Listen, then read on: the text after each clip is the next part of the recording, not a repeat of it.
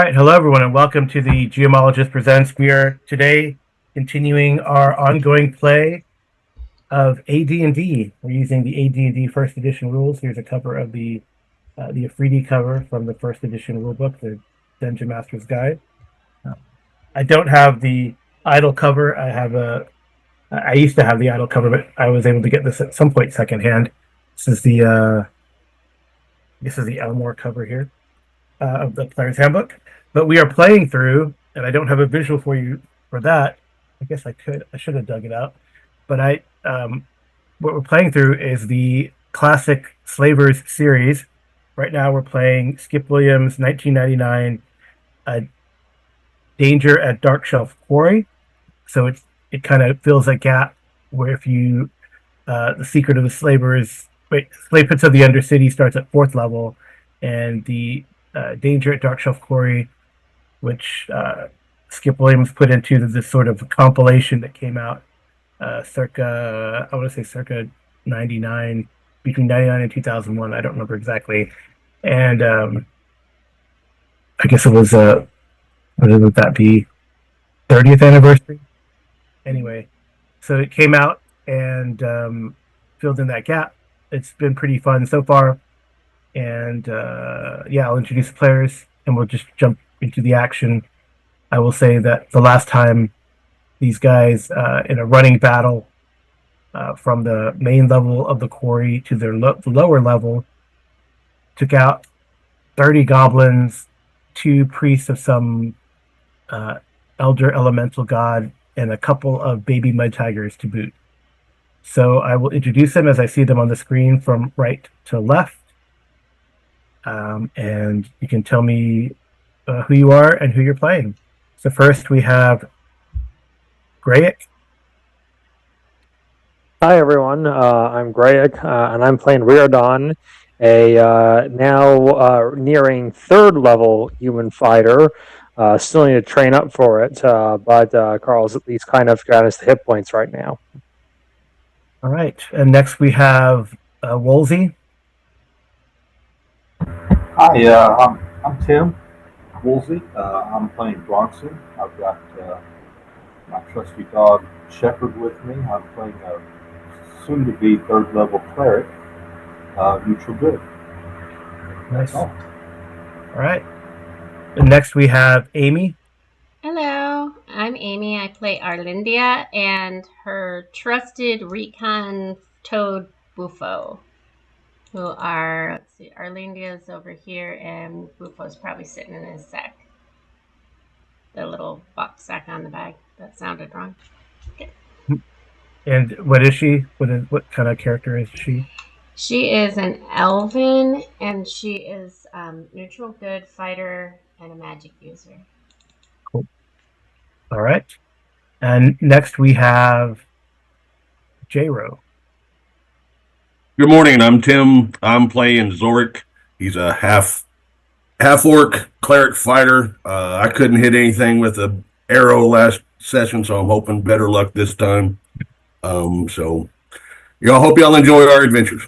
All right. And finally, last but not least, we have Snake.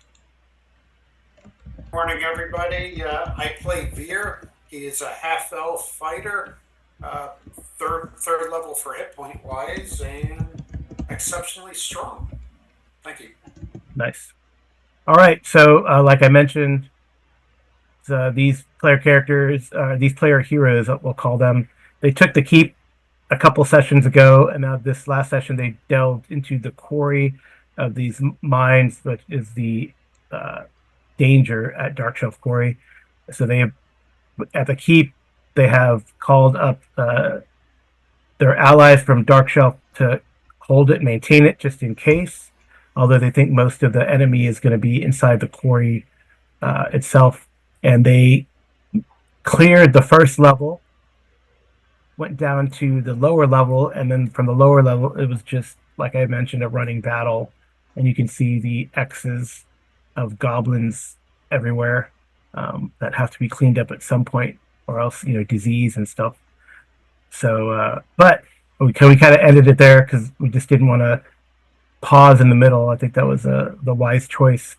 and now they're taking a breather and need to explore the rest of this level. What's behind door number 1?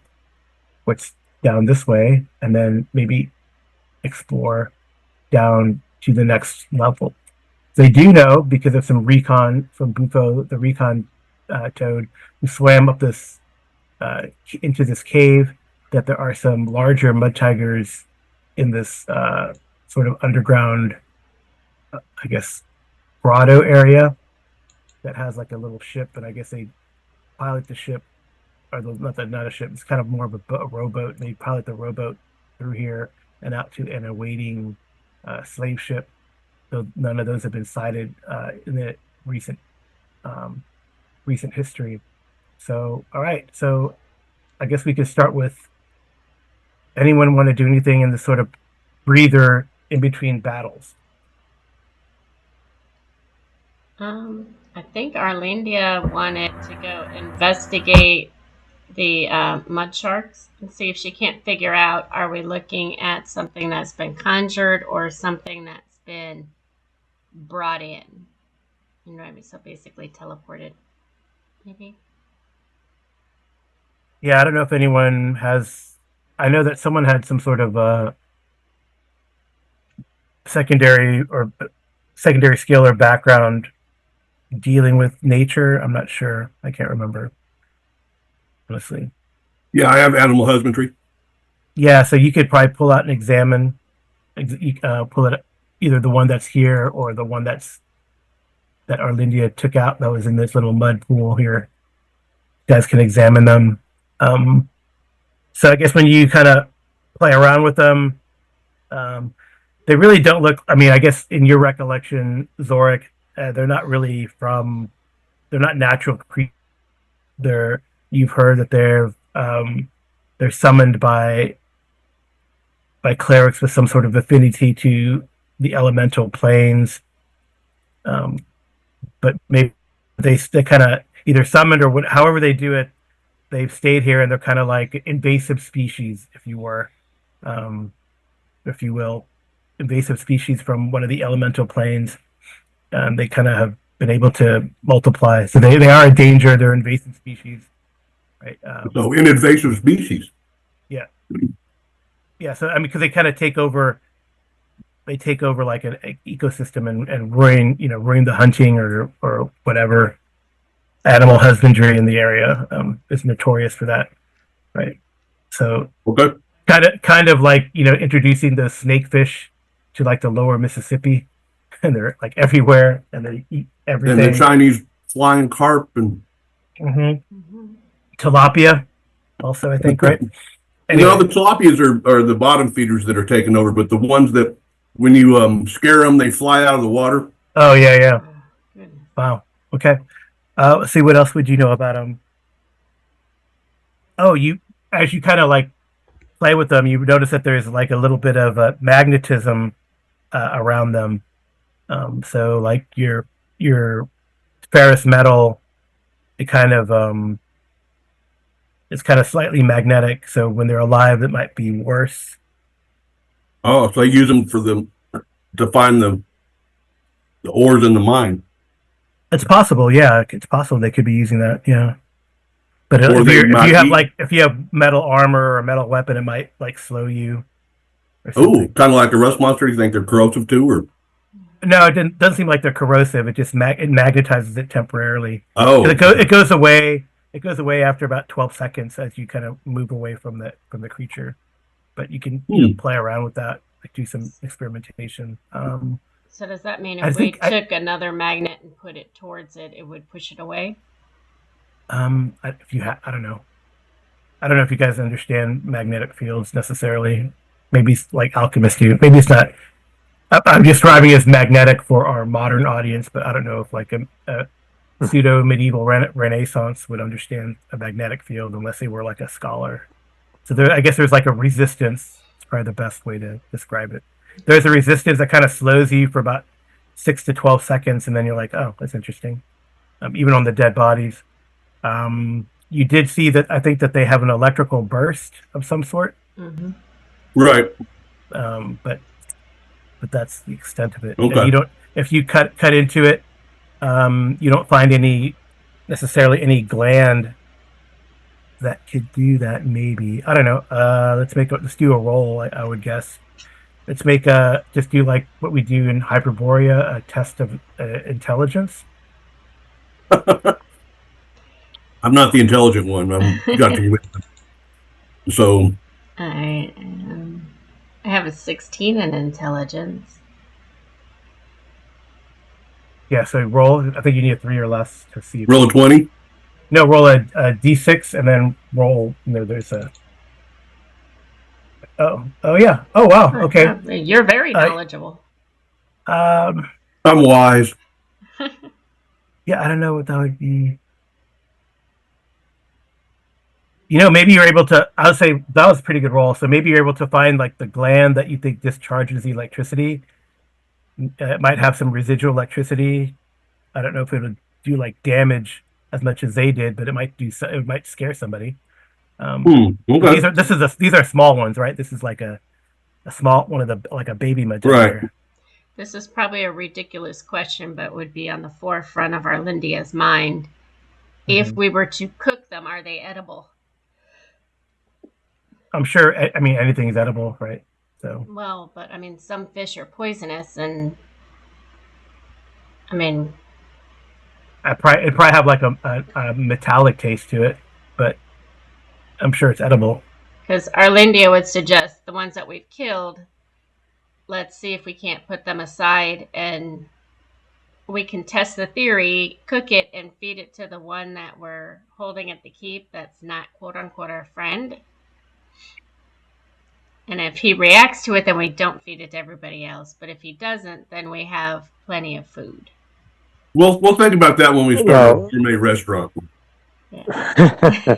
Right. I know. I think that there's still a good amount of food in the larder back at the keep. Now, that said, one thing which I'm wondering, if these are an invasive species, and since plainly Zorik is knowledgeable about these things, given his role, he must have encountered them in the past. Yeah, that was my assumption, right?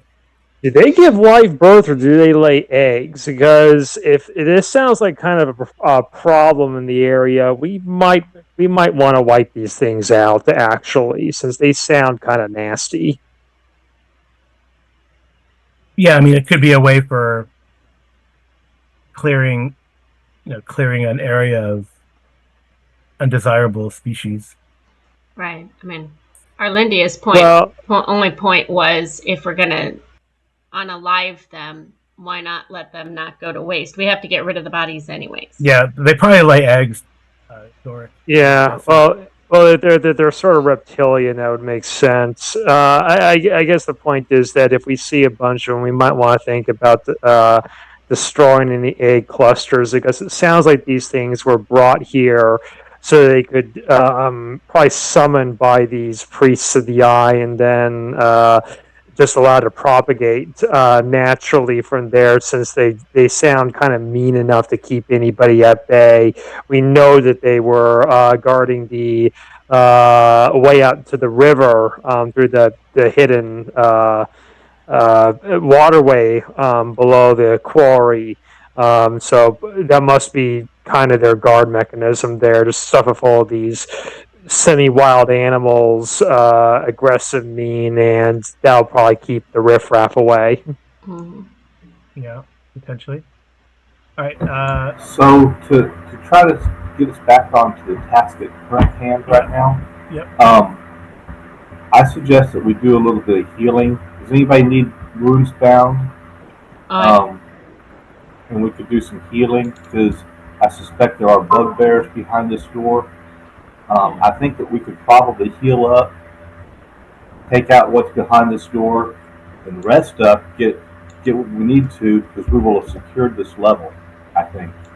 Yeah. We want to group up in room 47. I mean, we can. I mean, I don't personally need any healing. No, but yeah, we need to heal up the people who need it. Yeah. Gordon and Veer are a little injured. Yeah, my wounds were not.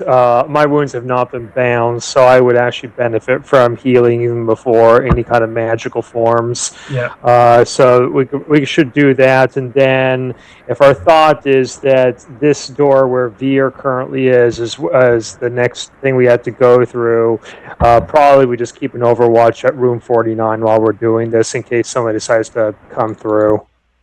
Okay. I will move Arlindia. I don't know where Bufo went. But... He's right next to you.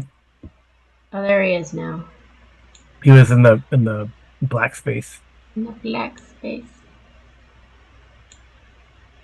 Yep. I'll move him there. Got him. Okay.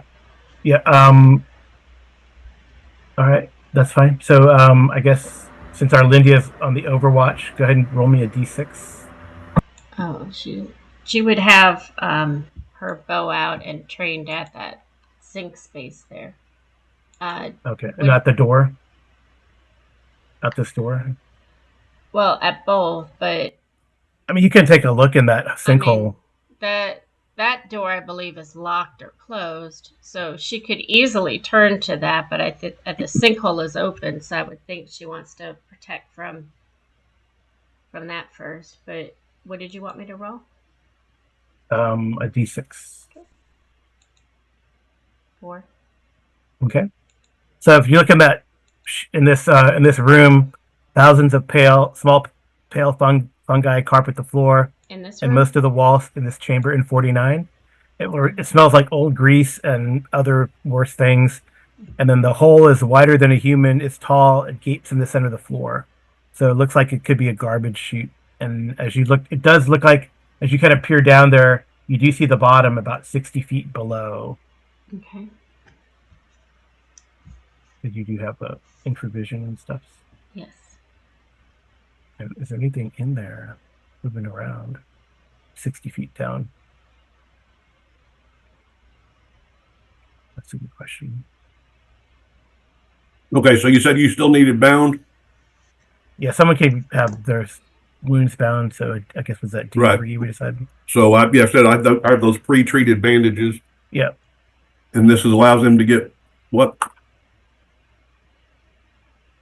A 1d3? Yeah, I would benefit from binding of wounds. So, do you want me to roll a d3? Yeah.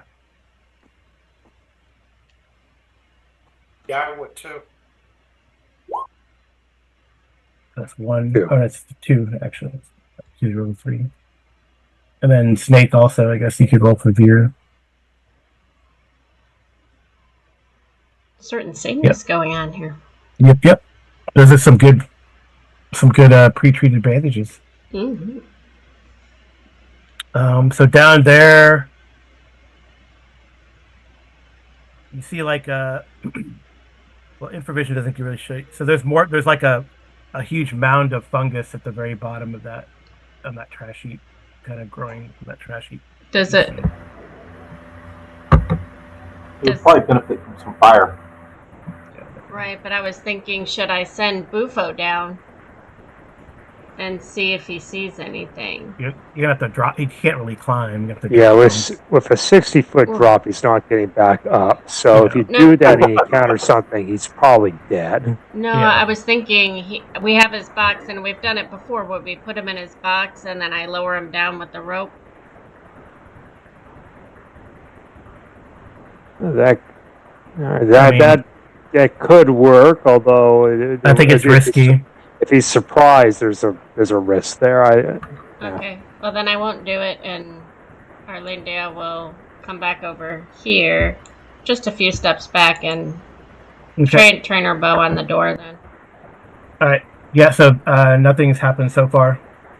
So, did anybody need cure light wounds in addition to the binding of wounds? We still have, I believe, between Lone and I, we have a total of 3 cure light wounds. I think that we should go ahead and get people a little bit more healthy before we go forward. Well, Arlindia's fine, Bufo's fine, and then I think it was Veer. Veer and Royden are And still injured. Royden. Royden, Veer, Yeah, where are y'all at?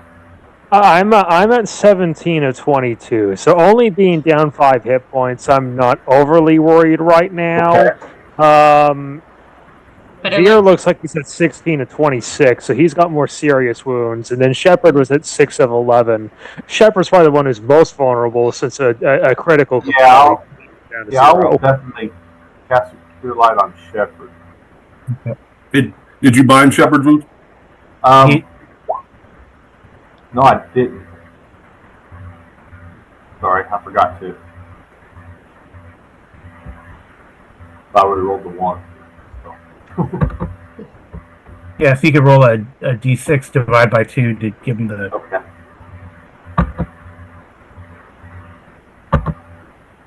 Also a 1. Okay. So he's at 8. Okay. Yeah, so Veer do yeah, Zorik, if you wanted to use a cure light wounds on one of those guys or not, I don't know. It's up to them. I guess they're up to you. Yeah, I mean, said if you're good with where your current condition, that's fine. But I mean, I can use a cure on you. Because if you go down, I don't know if I'll be close to you when you do. So Yeah, there's also 3 healing potions apparently that you guys found in here. Oh, in here. Right. So Find a cure. Yeah, I think we should hold on to the front potion. line. what was that? I wouldn't mind a cure because I'm the front line. So Yeah. Right. I'm at 16 to 26, so I'm down 10. Not too bad. That'll be on you. I used my last. okay, yeah. If I heard correctly, you wanted a cure. yes, Veer. Yes, please. Okay. Yeah, like I said, it's sometimes you come in and out on sound. Yeah. So. You sounded kind of distant there until just. Yeah. All right, so 4 back. That's not bad. Not bad. Cool. All right. This means Arlindia needs to learn a healing spell of some sort. Yeah, I don't think mages can't have healing.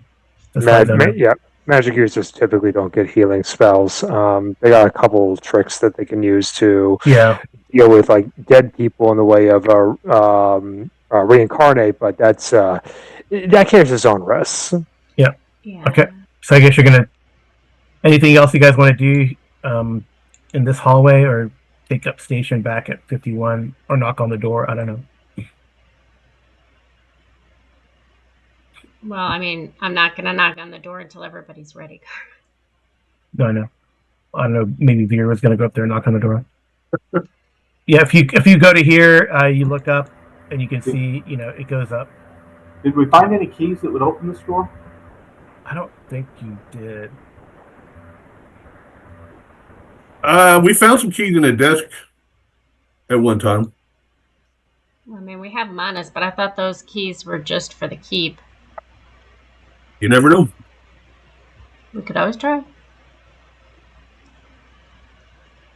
If Arlindia looks at the door, does she notice anything special? I mean, can she look to see if... I don't know if she has something that can detect magic or not.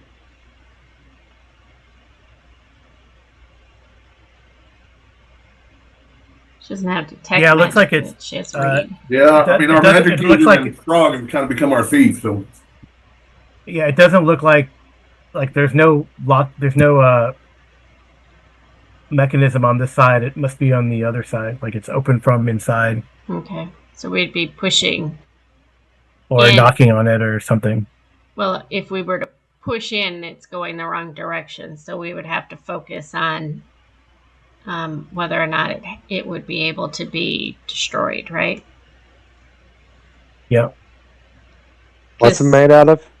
It's actually a metal door, a reinforced metal door. So I have a 70% chance to open doors from my strength. So if we want to go that route, I would try and put my strength against it. You mean like open doors? Derek can force door. Yeah, I mean it would be. Oh, okay. Wow. Okay. Looks like it would be pulling into us or pushing away from us, Carl. It would be. So it looks like it opens away from you. So goes in, pushes in. Pushes in. Okay. Is Yeah, there? so Veer, if you want to, Yeah, but does the rest of the party want to gather up there to be in range if it's immediately a fight?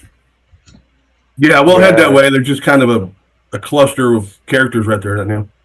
yeah, that's how I moved my token up. There's not a lot of room on this map right now, though.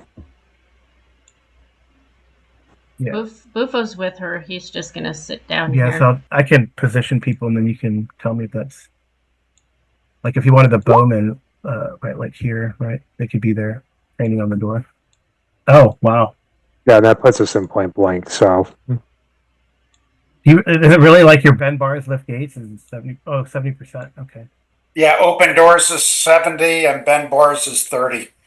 That 1888 strength comes in Dang, handy. dude. All right. So that's awesome. Okay. All right. Arlindia is extremely impressed, Veer. Yep. So you push the door open.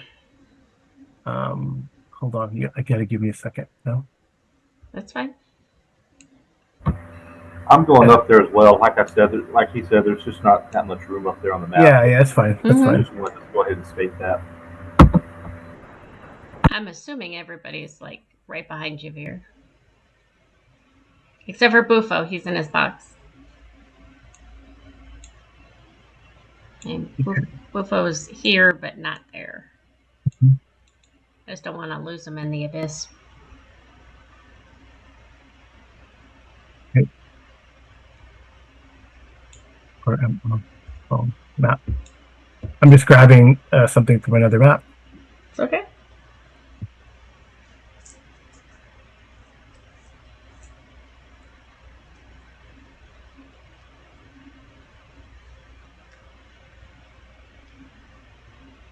Looks like we found a bugbear.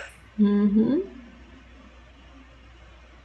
But if we get a surprise, I think Arlindia gets 2 arrows and Veer gets 2. Or yeah, Warden and Erlindia can take it, shoot it, even if you don't get surprised, and you have to roll initiative. So I just got to roll for the bugbear to see if he's surprised as Veer smashes the door open.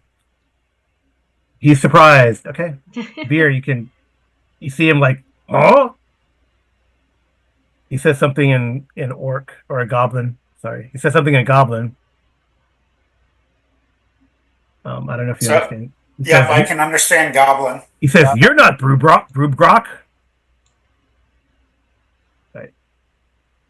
So you guys can open fire, or Veer can run up there and attack. Maybe they can open fire, and then Veer can charge them.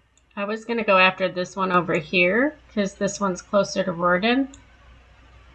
Because he would still. That's not point blank there, but okay. That's cool. I can move up though. He opens the door and I can move up and then shoot, right? Yeah, that's fine. So where do I have to be for it to be point blank? Bronson's upside down. I'm not upside down. Bronson's upside down. Oh, that's funny. Because if I run past this one, it's going to get an attack on me, right?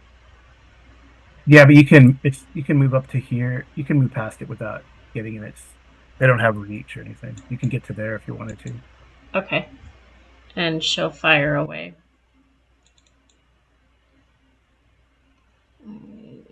So it is the short bow.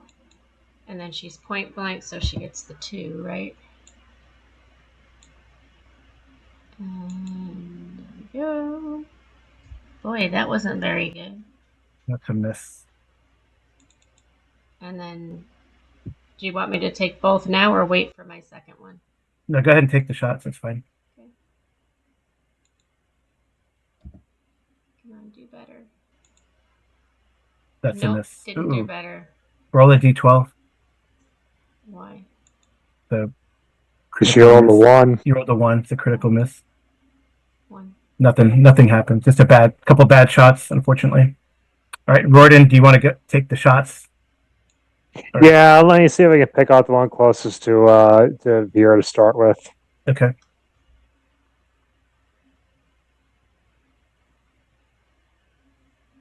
Come on. Short range to hit bonus 1. That's a hit. That's much better. World 20 was mad at you last time, but likes you this time. Yeah. All right.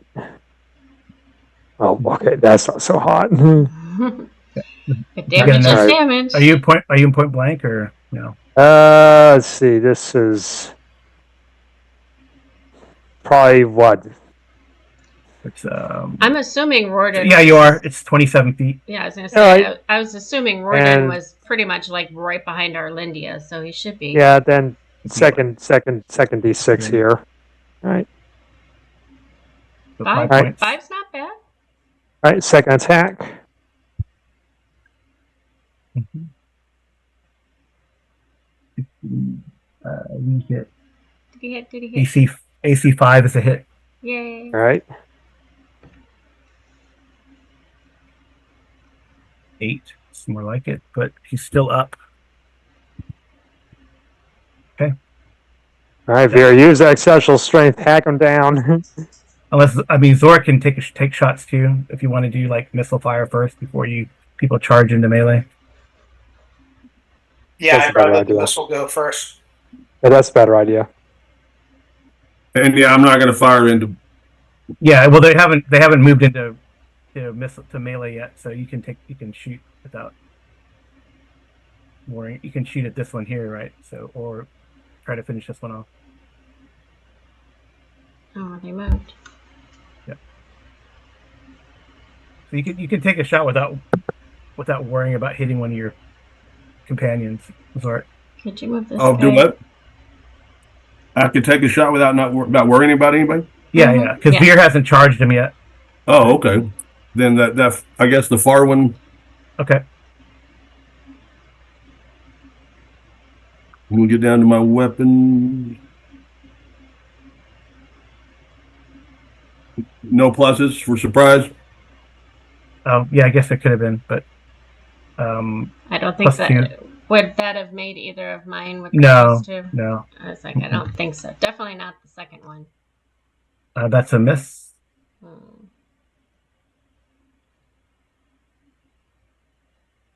Take your second shot. That's a miss. All right. Okay.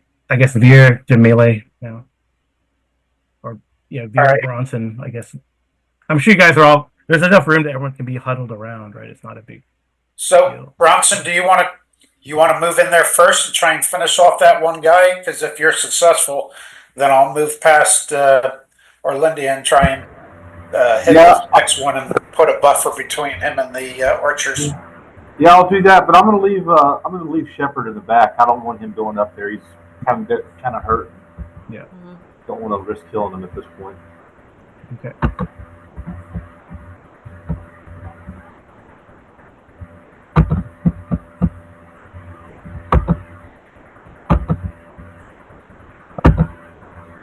I'm getting here.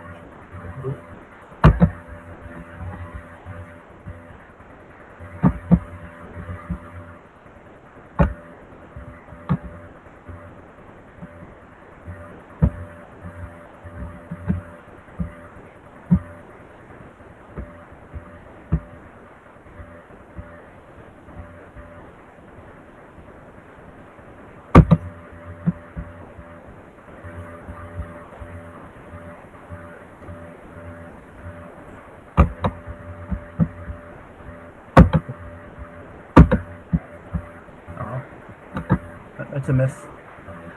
Yeah. I actually only clicked it twice, so I'm going to do a second again. Just disregard the second one. Okay. That's fine. All right. Veer, I guess. Sure. So, Snake, you're up.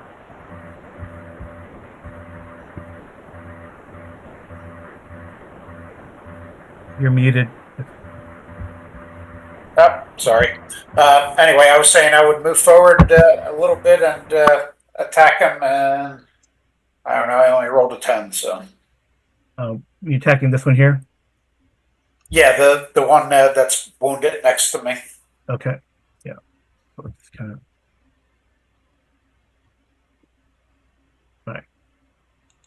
Okay, so I guess we'll roll initiative. So I'll have a Greg, if you could roll initiative, I'll start with you and then go right to left. 3. 2. All right, you guys go. So I guess Arlindia with the shot there. Do you guys want me to continue to shoot, or do you want me to run up and use my longsword? You should shoot. You keep shooting. You're better at that. Yeah, shoot at him. Well, yes and no, because my longsword against a larger creature than me does 1d12. My short bow 1d6, but I get 2 shots. So Yeah. I'll take the 2 shots, and if they miss, then she'll move up. Yeah, but you get 2 shots, and you're also Point blank. specialized, and Yeah. so Yeah, you'll be doing 2d6 plus 2. That's a miss. Jeez. I know. The Roll20 isn't liking me today. That's why I was thinking the other might be better. Okay. I guess Royden, you can move up and shoot if you wanted to. Yeah, I think it's best since Veer and Bronson are trying to swarm the other guy right now. So let's see if we can pick off this guy. So I'll move it to. You can grab my token. Move out to like next to Arlindia here and take my shots and hope I can move up into. Move a little bit more than that so I can get into point blank as well. Yeah, you get it. Yeah.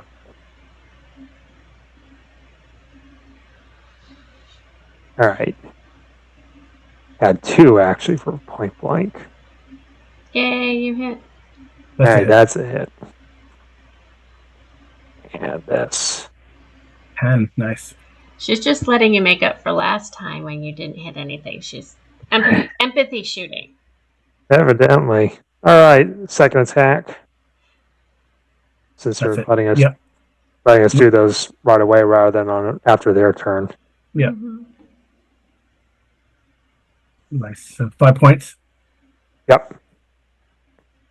That's enough. Take it down. Unalive. Arlindia's gonna high five Warden. All right. She's happy. Bufo can come back into the room. Okay, Bronson and Veer. Veer, your favored round. This round.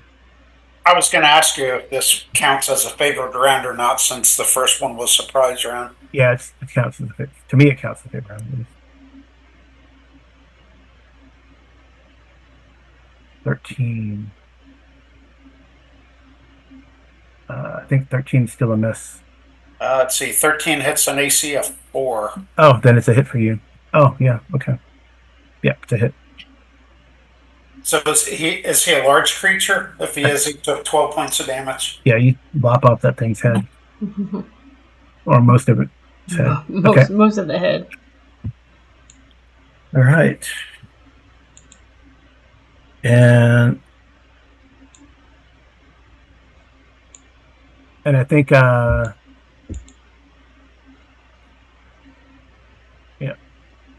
So you take those guys out, and then within these cells here, you find a bunch of people in bad state. So tiny alcoves that stink of blood and sickness line the corridors here. Manacles ring the walls and alcoves, forming curtains of rusty metal. So soiled straw and a few buckets and urns cover the alcove floors.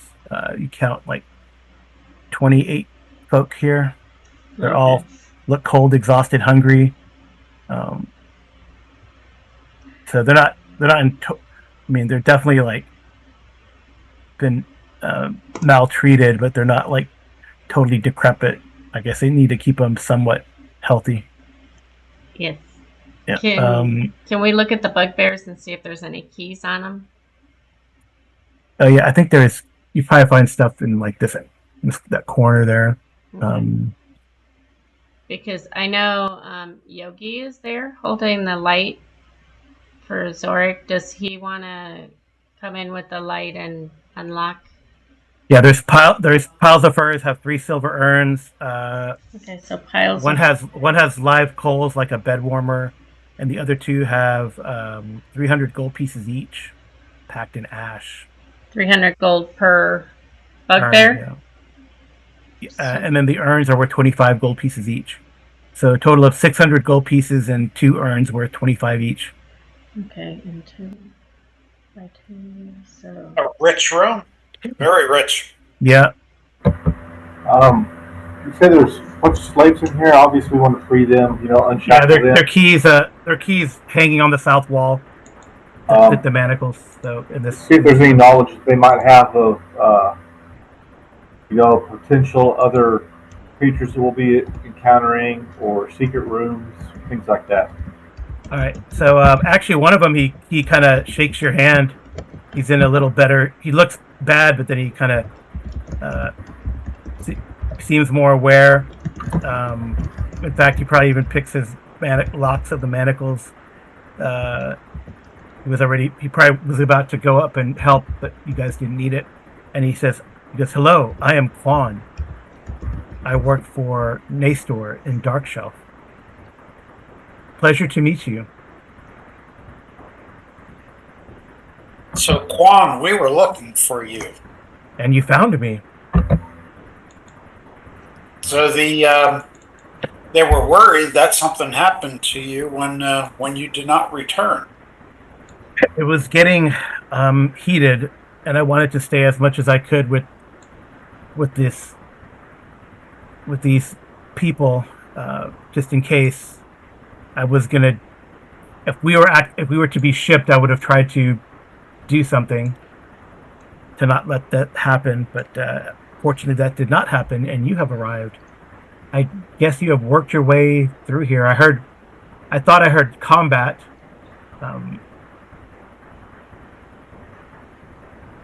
So we tell them that we've cleared out this level, and we basically have where 48 is and where 45 is down to the next level to pursue, and ask him or any of the slaves if they know anything about the enemies below. Yeah. Okay. He says, yes, below seems to be more of a temple area, but there are foul things below. I've been able to sneak through there, but I did not go very far. He says there is let's see, what can we say?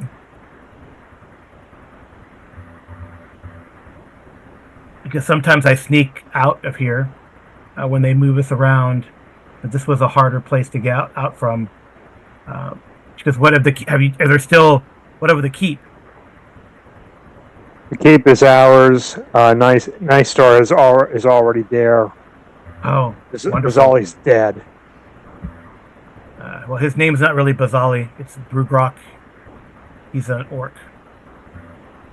Yes. But you probably know that already. Mm-hmm. I think he's a half orc now, or at least in 2 pieces. Oh, that is wonderful. Quarter orc. Yeah. So he does. Eventually, he's. I'm looking to see. He says down. Let's see where's the entrance. He says there is a pool. So I know of a pool, and there is some sort of evil water creature inside the pool. Not one of those mud tigers, but some evil elemental creature in a pool as you go down the ramp.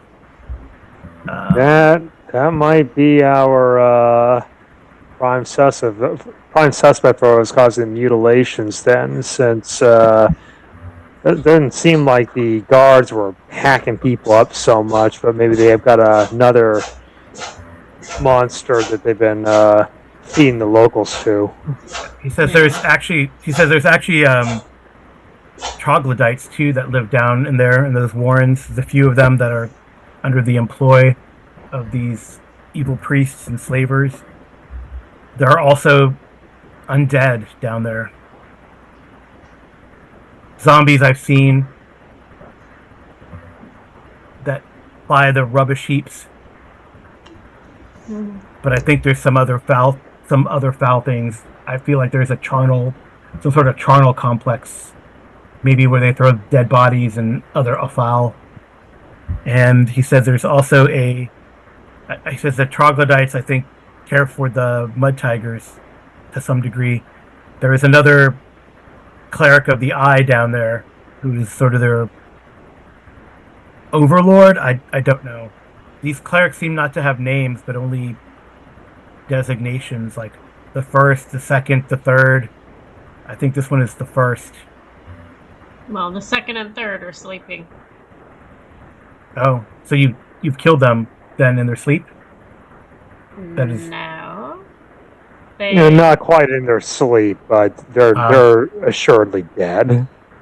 I've also heard a croaking down there, but I did not explore. I did not want to get caught. I think Bufo would indicate to Arlindia that, he saw that. Didn't he see? At one point, I did think to escape, but there are some rather large mud tigers in the water of the cave. Yes. Well, I would think that we could talk about it, but I would think Arlindia would tell Quan to gather up the slaves that we've freed already and see if he can't get them back over to the keep, because we hold the keep, Yeah. Right. Maestar and the town militia should already be there. So if you're strong enough to get everybody else out of here, there should be no resistance at this point. Very well. I will lead them out of here. That is not a problem. Wolsey, do you have Bronson ask him your question there? To join you guys?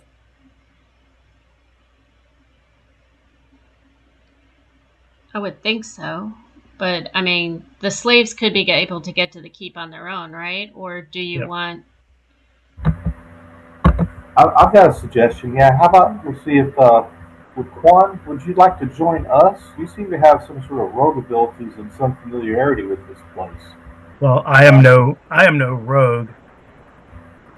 You were able to get out of your lock or your shackles fairly easily and sneak around. Well, it is because of the training in the monastery that I received. How to escape from tight spaces. A monk. Can you pick locks at all? Moderately so, yes. So, back to the question at hand. Would you like to help us, and we can have maybe have Junior lead the slaves back? Because it looks like we're getting to some little bit more dangerous things. I would hate for something to happen to him. Right. Junior's like, I don't know if I'm finished my revenge quest, Bronson. Okay, I understand. But I mean, if you, I don't. So. Well, Arlindia talk to Junior? I mean, yeah, I mean, so she could if you press the issue, he'll leave. Well, I mean, the only thing Arlindia was going to say to Junior was, but your revenge is to come into the mines and leave the mines of your own free will and take the slaves with you. Is that not revenge enough? Well, think of your father. What would he have wanted you to do?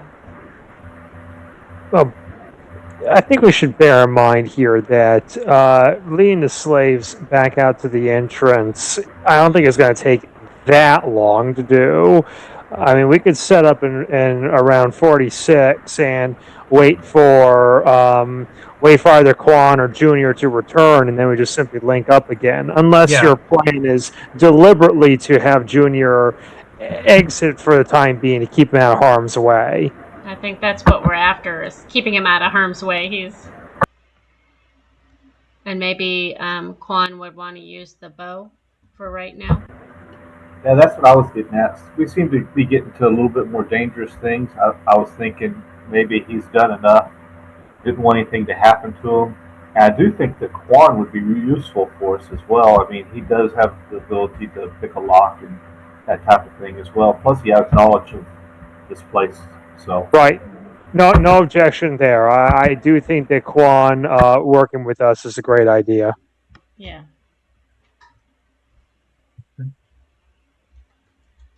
All right, so yeah, Quan is definitely wants to see this through, and you can convince Junior to to take them. He did. He says, "Yes, I did take out one of those priests with my trusty crossbow, Yes, you did. which I've named after my father." Which is a good thing to do. But now you can stand guard at the keep. Brekka's revenge. I'm going to write that down so I don't. All right. So anyway, yeah, he'll lead him out. That's fine. Okay. And then you guys, and then I guess I need to find a token for Quan. Maybe I'll just reproduce Yogi and just name it Quan. Yogi 1 and Yogi 2? No, it's name this one Quan. Or Yogi and Yogi Bear? Haha. Yep. Anyways. Name of Boober. No, wait. That's fine. Okay. Yeah, so that takes a little bit of some time, not that much. I don't think. Let me see if there's any reason. Not really. So is this level secure now? Yeah, this level is totally secure. Well, I think this is a good place to rest up and get spells back then. You want to fall back to the keep or like camp like here? No, I think we could probably do it here, but I don't know what y'all think. Well, what Arlindia was thinking is she wanted to fall back to this room with the garbage area and maybe drop some fire down there, but not until we're ready to go down another level. Yeah, I think you have like oil flasks and stuff, right? Well, she has the oil, yes, and then we just. Oh yeah, this is another garbage chute, by the way, over here. Okay. Yeah, so where you are is would be perfect because 47 kind of controls where that ramp is and whatever that pit or hatch area is over here. Oh yeah, that's the shaft. That's the air shaft, yeah. That's the air shaft that goes up. Oh, okay. But we probably want to be somewhere between where Arlindia is and 47, so nothing can get past us into the rest of the mine area. We're kind of got them blocked off this area if that's where we're at. Do you guys want? So what do you want? Do you guys want to light up? Do you guys want to light up 50? Like, do you want her to light up 50 and then light this one up, or do we want to light them at the same time? It's just if there's undead around, it just kind of seems like it would benefit us to not have something they could feast on available. Or do you want to wait to do? If it's 60 feet, can anything even climb out of there? No. I mean, I guess something could try if they knew about you. Right. Because anything we light on fire, well, depending on if it goes to an area that's open on that level, if it's just that shaft up to us, then all that smoke is coming up to our level. Yeah. Right, and if there is access from that level to this one, the fire might cause them to come up. I mean, it would be you'd have to be pretty skilled to climb up if you look at the. Well, there might be other access. Yeah. Well, this goes down here. This goes down. Yeah. Are there? Right. I don't know that setting them on fire would help. Right at this time. To worry about it. Yeah, I think we should just keep going. Have some people keep watch, and at least those that need to get spells back can get spells back.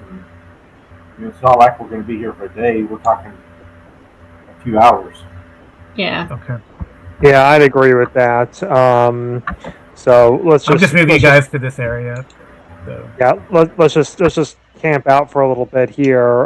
It only takes a couple hours to regain level 1 spells, and then we can be ready to probably just ascend down 45, since trying to go down the garbage chutes at 49 or 50 is definitely seems suboptimal. So since I understand this would be out of game. But since we're starting a new game, does she still stick with the push, or can she use a different spell? Because remember, she's got Unseen Servant now, too. Unseen Servant and Shield, just not Sleep. You can clear your memorized spells when you're rememorizing them.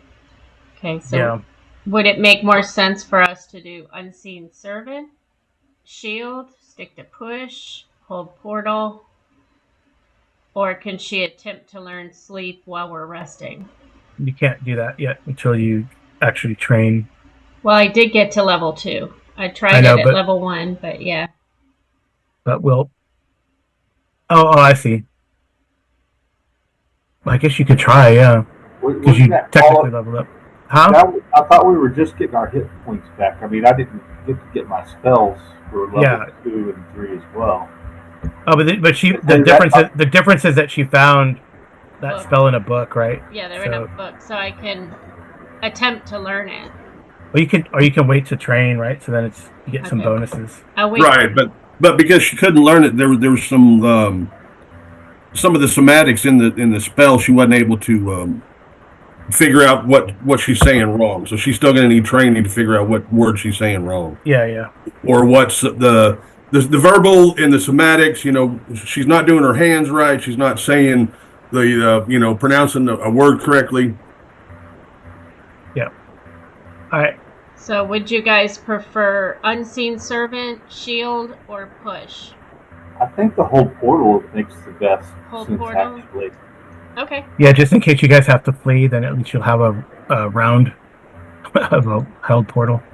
But, unless they have someone like Veer to bust through it. Well, I mean, hold portal, I can only hold one object. Yeah. Like a door or something. Like a door behind us as we're exiting. Yeah. Okay. So then I'll put down that it's hold portal. Okay. So Junior takes those guys back. Quan wants to know how things. He wants to hear your little story. You don't have to recap it, but just to make conversation. He's like, it's interesting, very interesting. He says, "Okay, I'm going to go pray in 48." Okay, that's fine. If I can get in there. There we go. Mm-hmm. Okay. All right. So let's have Snake. If you could roll me a d6 while you guys are resting. Well, I do have one cure left, so if somebody would like it before I go pray.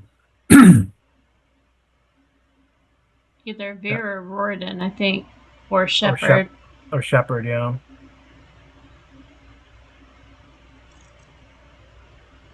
You can use the Alt key to if you Alt and push down your mouse key, you can put them where you want.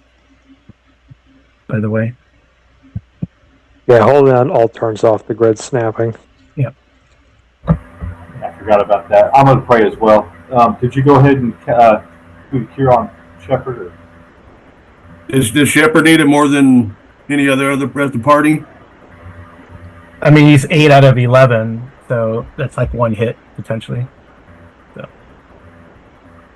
So yeah, but Shepherd has a lower maximum hit point pool, and therefore he's much more vulnerable. Him taking a hit is much more likely to put him into extremis versus Leodon or no one else wants it.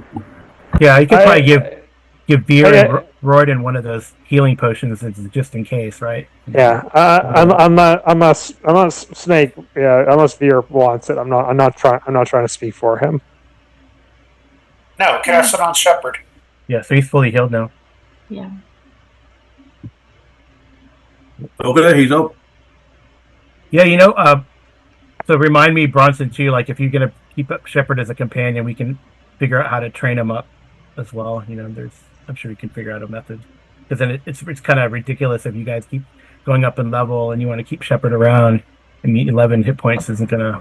Actually, I'd already thought about that. Once we finished this, I was going to give him either to Junior or to Vengeance, one of the two. I was going to Um, let him continue to watch one of those two. Oh, okay, cool. Okay, all right. Well, if you guys are able to pray for your spells back up, and there's uneventful. I guess about 3 hours or so goes by, 2 or 3 hours goes by, um, and it's uneventful. There's nothing coming from below. Um, so I guess we're ready to go. We're ready. But first, we should probably take a 5-minute break. But first, after these Sure. messages from our sponsors. Right. Make sure you Okay. guys hit that thumbs up and subscribe to the channel, and we'll be back in a blink of an eye. Paused. All right, I put everyone down here in 46 or 46. Kind of, you can rearrange the formation, but just let me know when you're ready to go down, and I can move you to the other place. All right. Well, I think we're ready. Okay. do we want to send Bufo down a little bit like we did the last time, just like down to here, stealth down there, and take a look and see what we're coming into? Yeah, that's fine. Or I don't know if that's cool with everyone else. So. Is that okay with you guys? I don't mind. I think that's a risk every time you do that because it only takes one little creature to actually spot him, and he would be gone, and you'd lose a bunch of hit points. That's all I have to say about that.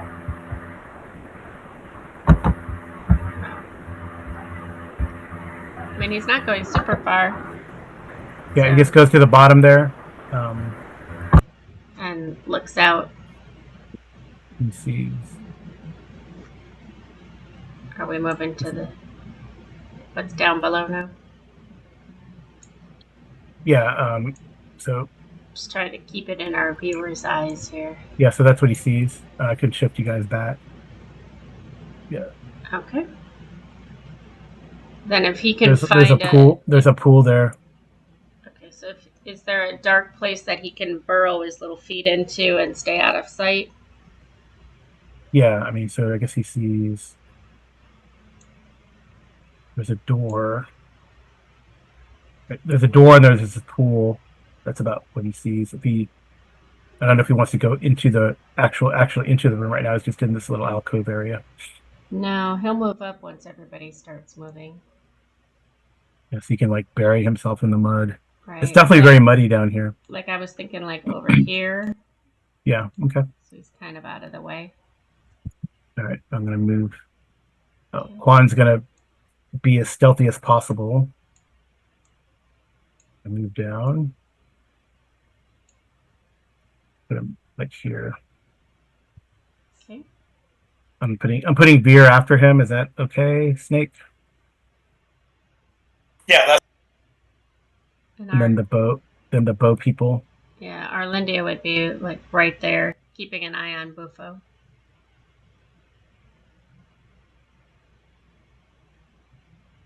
What happened to that, Arlindia? Nothing. Huh? Nothing. I was moving them. She's in the black abyss. Mm-hmm.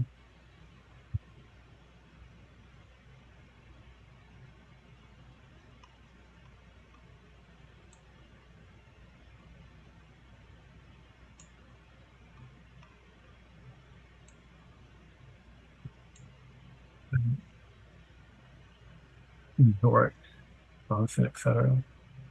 Mm-hmm. So I'd assume we're all there, just not all on the same screen. Yeah. Well, I'm trying to move everyone to the bottom screen. So just let me take your token. Mm-hmm. I'm not doing anything. Promise.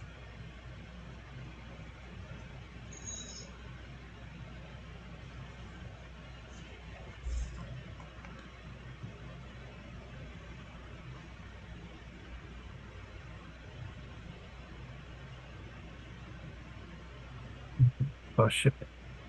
And we're down here. Ooh, level 3. All right. You see like a sign above that says level 3. All right. So Quan kind of whispers to Veer, there's that evil elemental creature in that pool. there's a pool over there, and there's a couple doors. I know. He says also In this like he's pool? yeah. So I guess he says let's see. He said there's a pool. He says he's peeked through that door, through this door here, and he knows that there's like some of those stinky lizards, the troglodytes, and then there's a mud tiger in another pool. He says there's a door across the pool over here, still in the black, and then that leads to the cave here. And he says he's kind of explored down this way, and he says there's a cave, and he heard a lot of croaking in that cave. I don't know if you can see my arrow; it might be hidden. I can see it. Yeah, there's a cave with a lot of croaking in there. So, and he says like this way, there's like troglodytes, and he says he thinks um, yeah, he says he thinks the undead are like down in this area. Okay. Here.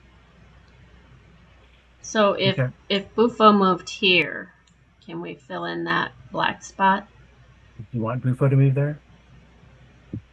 Well, I mean, I'm just saying because Arlindia, when she moves up, Bufo would move, I would think. Yeah, but I mean, well, if Bufo moves there, then that's a chance that you might get right that things might start happening, but it might be okay, honestly. Because what if he just moves to here? That's not enough for him to see it, right? Where you want to move? Just kind of to here, not very far. Yeah, he can see the whole thing. And then he can just burrow himself down in there, be one with the dirt. Okay. Jeez. You guys have like the luck. Right, so nothing when he does that, nothing happens. Like the pool is pretty still, almost unnaturally still. There's light coming from out of there, by the way, like a smoky oil lamp casts a feeble glow. Under here? No, in this chamber here, Okay. this chamber has light. Okay. So it's got like a feeble glow. Okay. Oh, he says these doors are probably locked. I didn't think that's a problem Quan. for Veer. Well, Quan has this, can do stuff too. I know. Okay. So these, I don't know. He says, I've seen the thing churn and I kind of run away, but in there. Okay. Right. So does anyone have like? Okay. All right. So what do you guys want to do? I would think Arlindia would move up a little bit. Like maybe she wants to protect Bufo, so up to here. Okay. Because that way she can keep her bow trained on whatever needs to be trained on. Because she can see through Bufo's eyes, so. Yeah, but she can still see.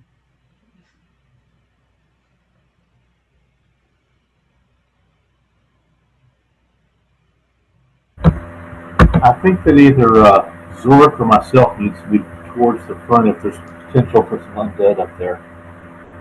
Okay. Yeah.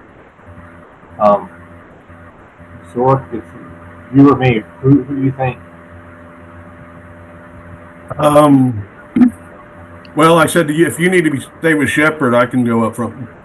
Oh, I'll take Shepard out. He's got the hit points now. Right. I just while he was down lower, I didn't want him. Well, I mean, Either way, either one of us can go, and if one doesn't make it, we can get the other guy. So. okay. Yep. So the pool is like bubbling, so it looks like there could be a natural spring in there. So I'll just describe the room. The smoky oil lamp casts a feeble glow over this irregular chamber. A natural basin of clear water fills most of the floor. The water gently bubbles and churns. The chamber has 3 exits: a passage to the west, a door to the north. The west is where you're coming from, and a door to the east. Each door sports a handle and 3 keyholes arranged in a vertical column. Okay.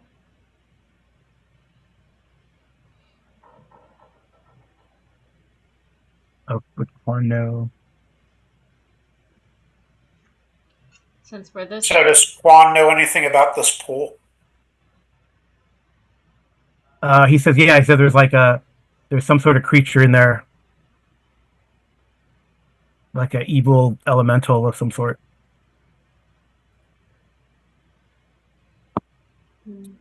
He also says that he says only the middle keyhole works. The other two set off alarms on the doors. He knows that. I rolled. Okay. I think Bufo's going to get back in his box.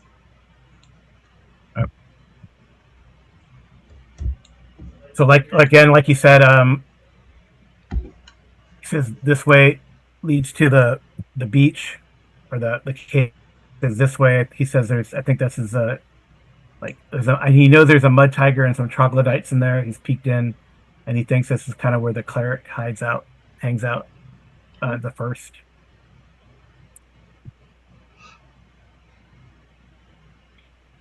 So. Well, probably the first thing we need to do is take care of whatever creature's in that pool before we decide which door to go through. Right. It's just an idea. Arlindia would throw it out there, but we still have that piece you took from that mud tiger.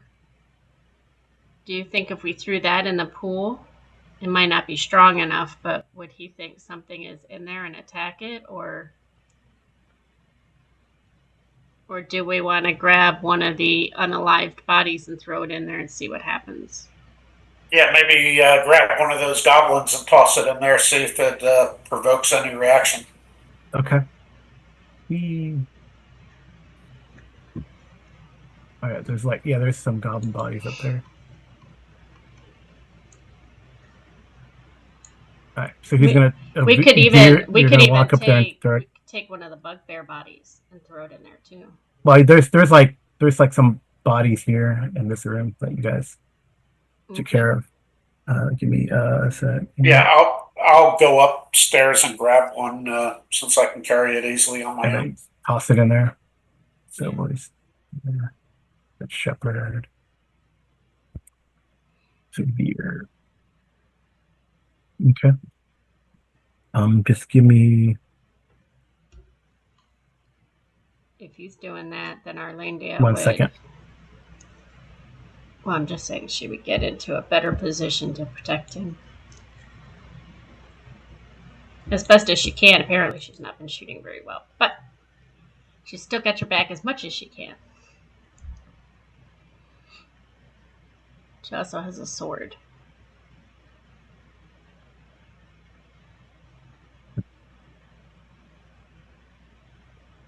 But she doesn't get any bonuses for pulling an arrow back on her bow and training it at the water for when Vera. I mean, she does, like, before initiative rolls. Like, if her and Roden do that before initiative goes, they can take a shot, even if they lose initiative. Okay. Did you want to do that too, Roden? Okay. All right. So you toss the body in there, and suddenly, I knew I'd forgotten to get a token.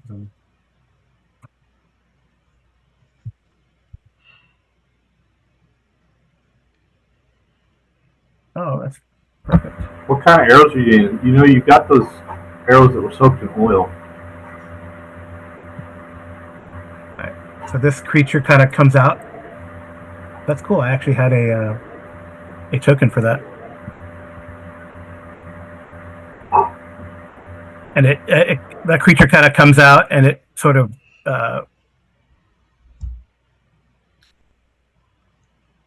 not the word play is not the word. It snacks. Yeah, I mean it grabs the body and like turns it around, you know.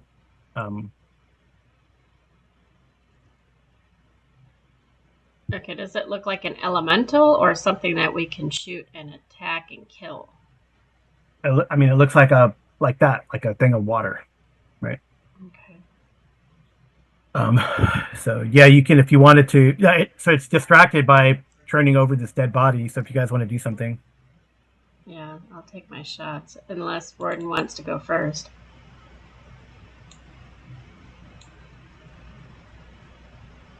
Do you want to go first, Warden? Is Broyden up in this room, or I guess I'll shoot. Oh, I'm sorry, I was muted. That's okay. okay? Do you want to go first? Do you want me to go first? I was just thinking, roll 20's liking you better today. I can move up. Where do you want me again? Who's our biggest baddest fighter? Here, Veer. He's there. Beer. I can let me. I said I prayed for protection from evil. Okay. If I can give him I can touch him and give him that spell. okay. It acts as if it were a magical armor upon the recipient's protection and circles the recipient in a 1 foot distance, preventing bodily contact by creatures of an enchanted or conjured nature, such as aerial servants, demons, devils, ifrits, elementals, imps, invisible stalkers. Oh, cool. Okay. So, Oh. it also gives him a +2.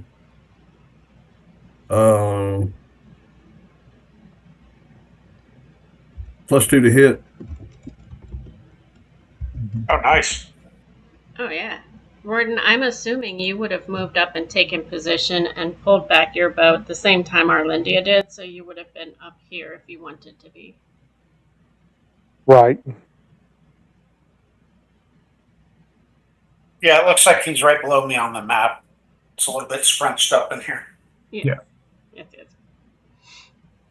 All right, so it's up to you if you want to shoot first and then I shoot, or it doesn't matter to me. I'll take the shot. My theory is roll 20's liking you better today. Well, let's see. Point blank, +2. Here we go. 15 is a hit. Yay! See? All right. Told you.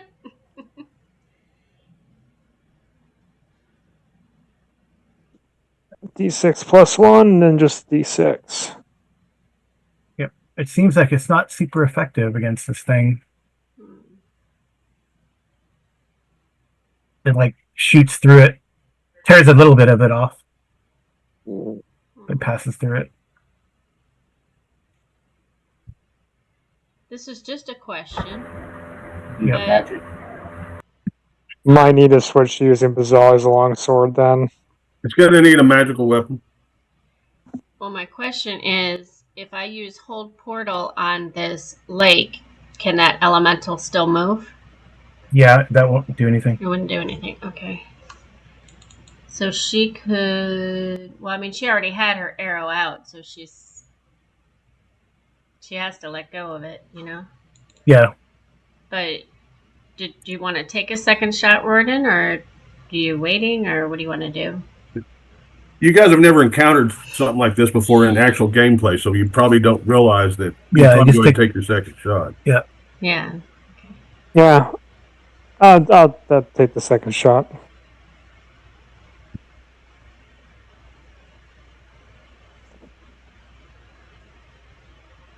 That's a miss.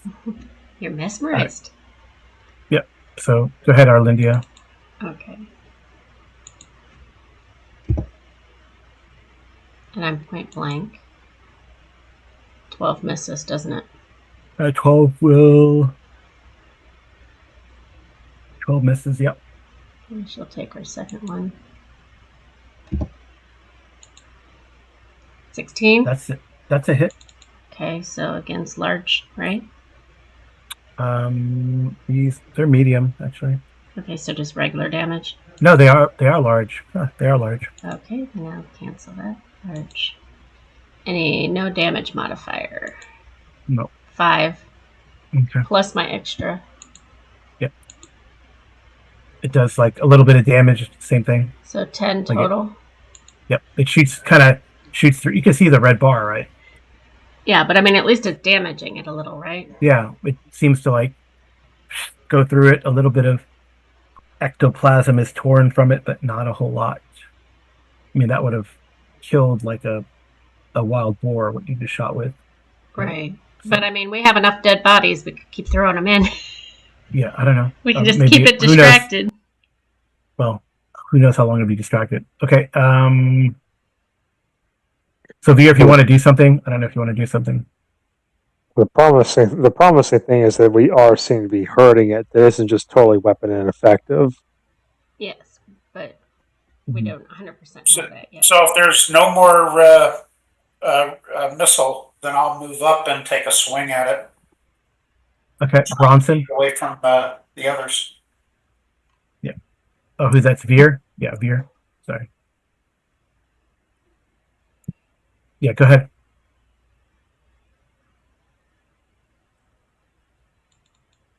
Did you say I get a +2 from that spell? If so, that'd be a 14, which would hit an AC of 3. Wow. All right. You smack the hell out of it. This is with your blade, right? Yep. My broadsword, non-magical. Yep. It does something, but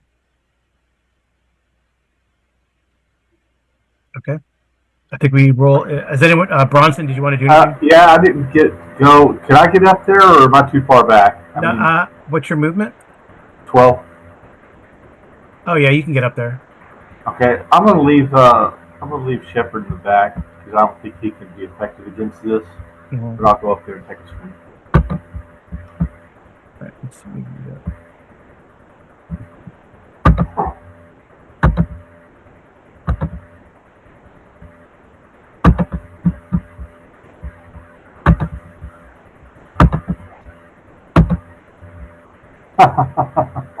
Oh no! Roll a d12, please. Don't fall in the water, please. 4. I don't think 4 is anything. Oh, 4 isn't anything. Okay. It's like usually 6 or higher. Some funny stuff happens, I guess. Okay, I guess, yeah, and Zorik, you would cast a spell. My guess is this thing needs to be hit by blunt weapons. Piercing and slashing is not going to do a whole lot. But... do you say something like that, or? No. Yeah, I will actually. When I run up there, because that's why I run up there anyway to swing anyway. So yeah, I say that. Okay. Quan grabbed like a morning star from the bugbears. He can toss it to somebody. What's the morning star? A cleaver? No, it's like a big spike club. Okay. If anyone wants to, I guess Royden is there, so he kind of offers it to Royden and looks around for some rocks to throw. I think Beer might be the best one to go for, given his exceptional strength. All right, so Quan will run up there and hand it to, if you tell him that. Because next round I want to try and use Bizarre's magical longsword on it. See if a magic weapon has more of an effect.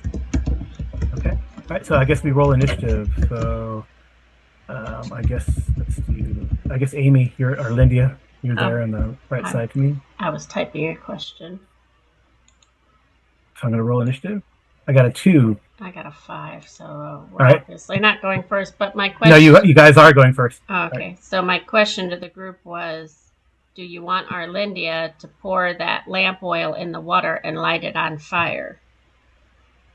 And see if that does anything. Because she's got 2 flasks with her.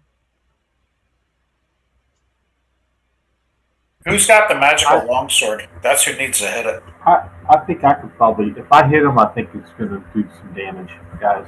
Okay. I have the magic longsword. I mean, the water could do something. But... What, the longsword or the oil? The oil could do. I mean, you'll cover the oil will just float on the water, and you can light it up, and that'll catch on fire if you wanted to. Okay. So you probably have to get it out and pour it this round, and then the next round you can light it. Okay. Okay. So that's what you're doing. Okay. Royden, are you doing anything different? Let's close in and see if I can hit this thing with the magic longsword. So go not in the water, still around the edge, like around here. The edge. Yeah, it's large, so yeah.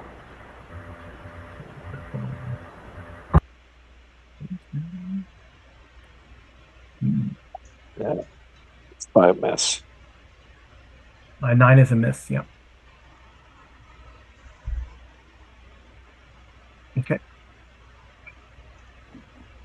Um, I'm right there. I'm gonna go ahead and swing myself. okay, so it's Bronson swings. That is a hit. Woohoo! Now we're about to figure out this thing is vulnerable to bludgeoning damage or not. B.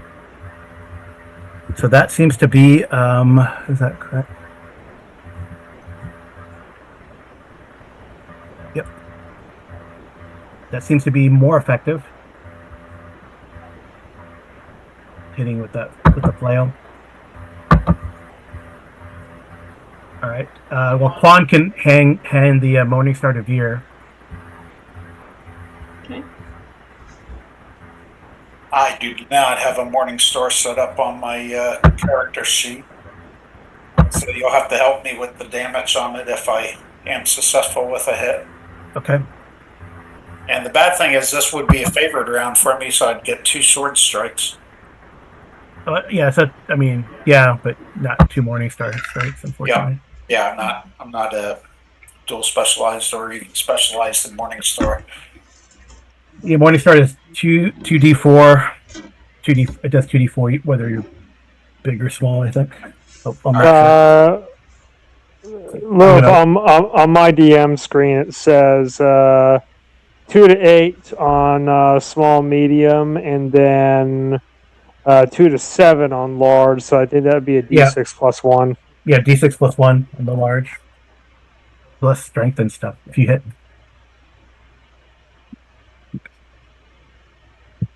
All right.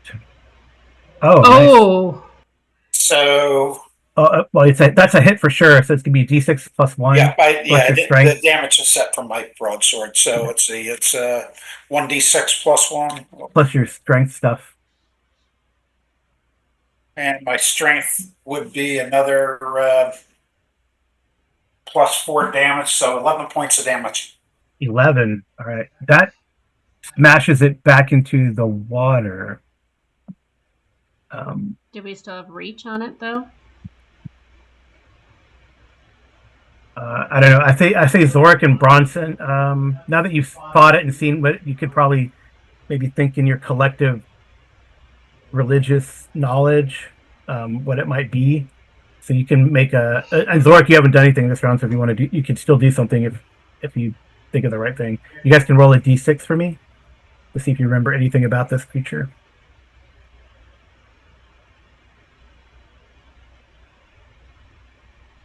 Oh, nice. Yeah. So it'll usually they're like bound. They're like an elemental bound to this place, and it's going to reform unless it's totally destroyed, and it can be destroyed with anything that could purify water. Purify water. Yep. But not the oil with the water, with the flame, right? That'll hurt it, but I don't know if it'll necessarily purify it. Okay, so other than this, the purify food or water spell with holy water or something like that. If we bless it, would that be? Yeah, holy water could work. Okay. Do you have some? No, but I can. We can run up and grab it. Hey, ignore this roll. I'm just seeing if my matrix is now going to show up. I don't think I have holy water written down. It did. It showed up. Before it showed up something else that just had zeros on it. This one actually shows the actual. Yeah. I think for the time being, go ahead and you already poured the oil on the water. Yeah, might as well light it up. Yeah. Go ahead and light it up. I think that'll prevent it from coming back, at least for the time being, and allow us to go ahead and go to a room and kill something. And just, do we want to go to the priest, or we want to go to just to the beach area? I would think the priest is who's controlling it. I would think so too. So I say let's just go ahead and go that direction and try to eliminate that way, and then we can come back and deal with this thing later. Okay. Sounds good to me. So do I have to roll anything, Carl, to pour the oil on? No, you don't have to. You guys don't have to roll anything. So, like as you're, so you pour. So I don't know, Zorik, do you want to do anything this round? Because you're the one who hasn't acted this round before I do something. I got bad guys. They heard stuff. No, probably not. Okay.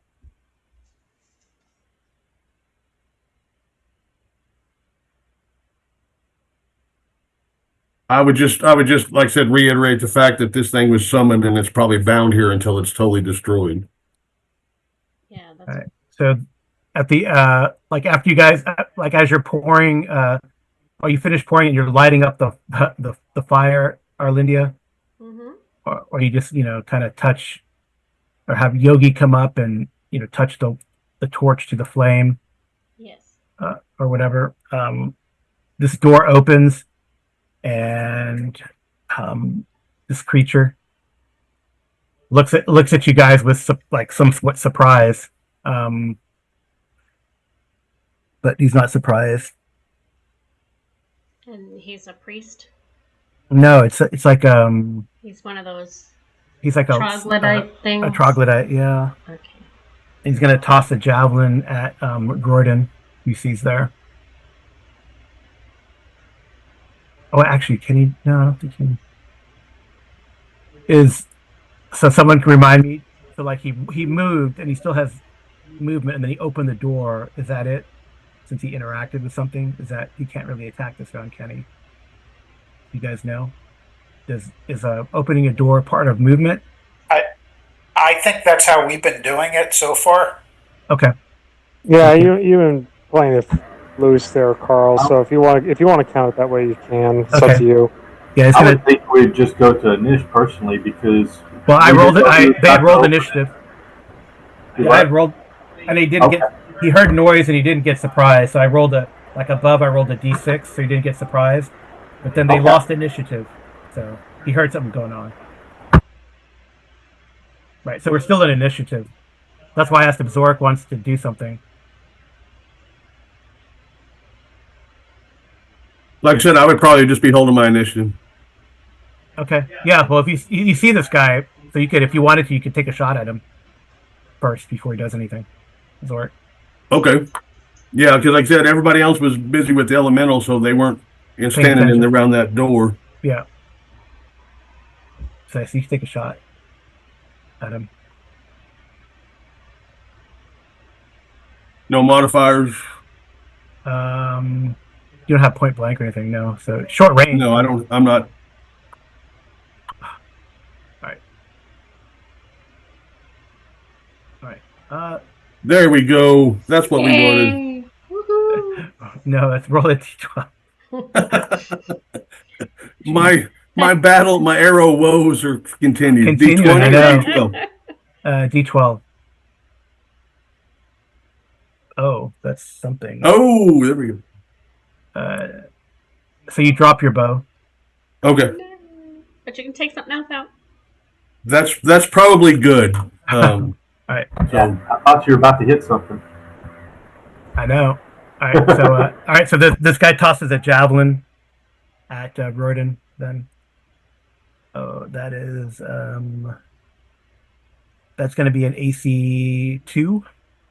Ah, that's a hit. Mm-hmm. It's a hit. Okay. I am AC 2. All right.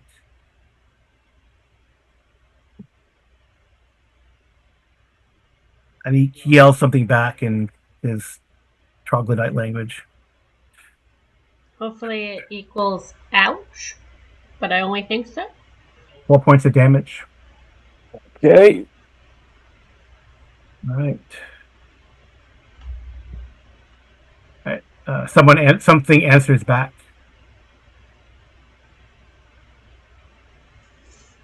Okay. I think it's a new round then. Okay. But is the water on fire then? Yeah, you could. Yeah, Yogi touched it there, so it's on fire. Okay, all then. Right, so roll a d6. Me? Yeah. 2? Yeah, 2. That probably means only 2 rounds, right? No, so it did minus. No, good. So 0. No, doesn't make sense either.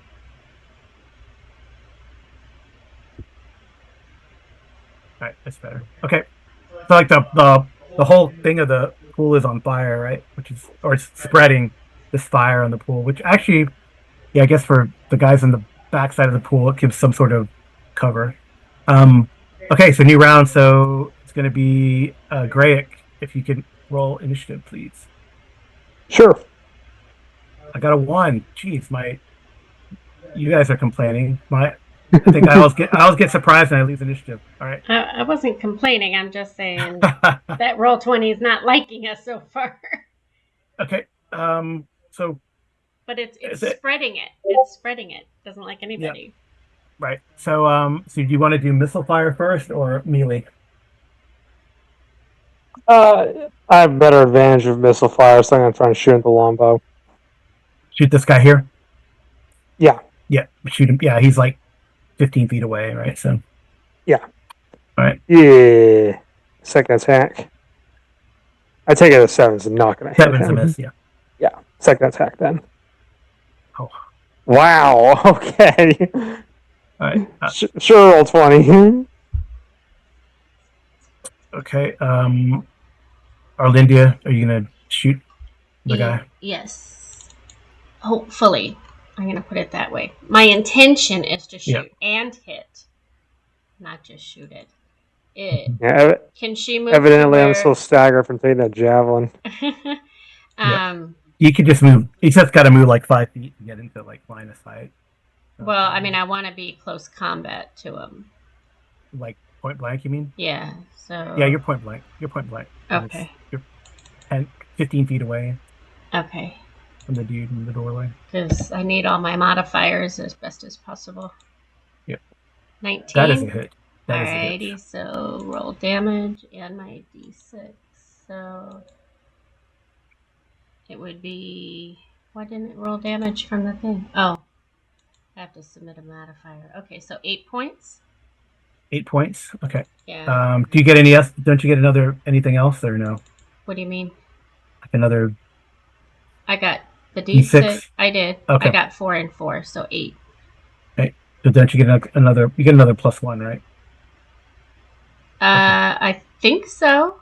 Yeah. Okay. It says damage. Right. Yeah. He's still up, but that was a nasty hit to the chest. 9. But he's still up. Don't you get 2 shots? Oh, your second shot. Yeah. I do. Okay, so that's the troglodyte reeling. Yeah, the second one didn't hit. Okay. But it liked me when it counted. That's all that matters. All right. Okay. I mean, Quan can pick up a rock and throw it. I don't know if you care for him to do that or what Veer and Bronson have in mind. And yeah. I mean, if he wants to throw a rock. Zork. Okay. I mean, go for it. Throw a rock. Okay. That's a miss. I'd expect. All right. Bronson and Veer, what do you guys want to do? So, let me ask you: can I hand Quan back the Morning Star, or drop it, draw my broadsword to be able to move and attack, or would I? Yeah, you can do that. It's get a minute. I mean, you can drop no problem dropping the sword. Okay. Dropping the Morning Star. Then I want it to move up. I don't know if I can grab my token or not. I can. Yeah. You can moving around the pool or through the pool? Around the pool. Okay. It's on fire. Yeah, I was going to say, it might hurt. I'll put myself halfway down here to make room on the map for somebody else to move. Yeah. I mean, I can make these tokens a little smaller, but I think it's fun. I mean, I don't know. And I miss. Oh, okay. It looks more like chaos on the screen this way. Yeah. I think you also need to make a saving throw. Why? He's about to tell you. What type of saving throw? We all need to make a saving throw? No, just him. Is that in melee range? But remember, you have that spell. Don't you? It's poison. Roll a saving throw versus poison. Well, no, I thought it was you touched him and he got something against evil and undead. Oh, would that apply? Oh, it doesn't matter. He rolled a 1. So what applied to saving throws that could have helped? Yeah, I think it gives the +2 on saving throws as well. But he rolled a 1, yeah. No, I rolled a 3. I don't have any modifiers. It's only got the box around it because of it was a failure. Oh, okay. So it'd be a 5, but okay, because it is evil. But okay, anyway. So as soon as he got injured, like he started emitting the troglodyte started emitting these secretions which smell disgusting to humans. So if you failed your saving throw, you are affected by revulsion, and you lose 1 point of strength per round. And Yeah, that'll so start this round. nauseated. Or yeah, you're nauseated. Yeah, for like 6 rounds. So it'll start. Yeah, start at the end of this round. Okay. All right. Okay. Bronson. Can I make it up there first of all? Yeah, you moved 12, There's right? room for me up there. Yeah, it's a 10-foot wide corridor. So, and Royden was in missile range, so you can get Okay. like. Then I will advance and I will whistle for Shepard to come with me too. Yeah, you can stack people 3 across in AD&D in a 10-foot tile. So Okay, I will go up there and I will attack and so will Shepard.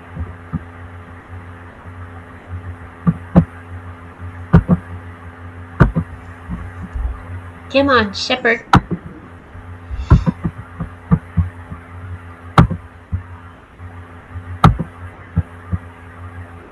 Eleven.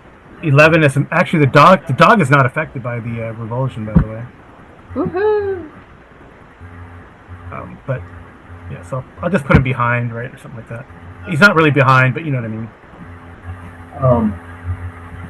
I'm not sure if his tobacco is. I think it's 17 or 18. Is it in there? 11. Let me see. I figured that would be a miss, but maybe it says it hits armor class 9, but that would be for.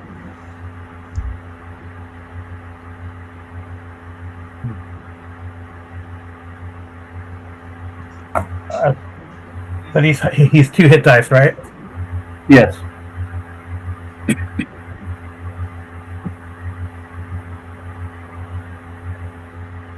I still think it's gonna be a miss, but we'll see. Okay.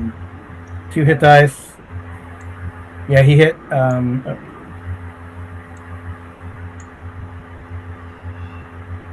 Yeah, he hit armor class 5. Oh, that's a hit. It is? Okay. Hit. It's a large creature, correct? Troglodyte? No, troglodyte is they're medium. Okay.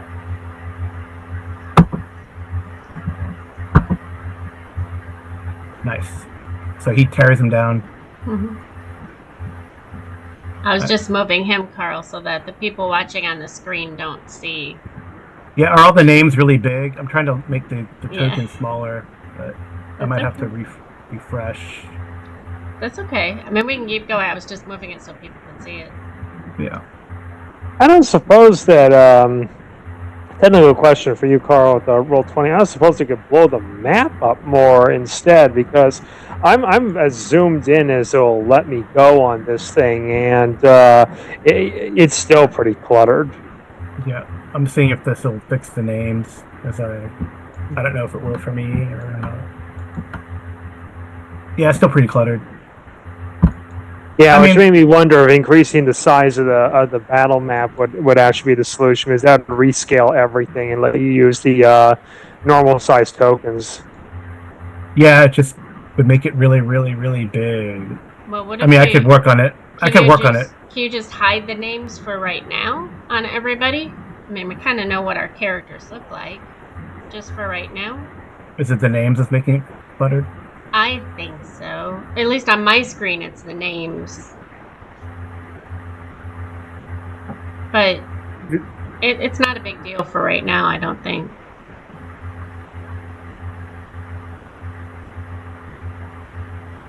Yeah, see, that's helping visually over here. Does that help you guys Okay. too? A little bit. Yeah. Yeah, I mean, I guess I can't anticipate. Unfortunately, because it's like you guys are walking through dungeon. I can't anticipate what you're going to do, and I mean, like in the pat, like when I did anticipate, I had a map on a separate sheet, right? And this was just for moving, but I could figure something out. Yeah. Like with that dead, how does that affect the nauseous? You're still nauseated because it lasts for D6 rounds. Okay. And there's one guy back here, by the way, too. Right. I mean, I was gonna say, can Arlindia move and fire? I think didn't you guys fire this round already? I did. I'm just asking for. It's the same round, yeah. But I mean, after she fired from over here, could she have moved at the end of her round? Well, you moved to get into the line of sight, and then you fired. So, okay. Hope that removes the clutter a little bit when you resize this guy. Yeah, Okay. he's not So now quite they're so like all- menacing. Now they're all like 5. We're in the 5-foot square type of thing. Yeah. And for the unalived, you might want to just take him off then. Wait. Okay. There we go. I think. Yeah. So you guys won initiative. I think everyone's gone, right? Except Zorik hasn't gone because he dropped his bow last round. Is that correct? Yeah, I dropped my bow and I'll probably just pull out my sword. Okay. Are you gonna stay there? Or are you gonna move forward? I guess you can move. Well, you said there's room enough, or You could always pass through people. I mean, you could. What's your movement?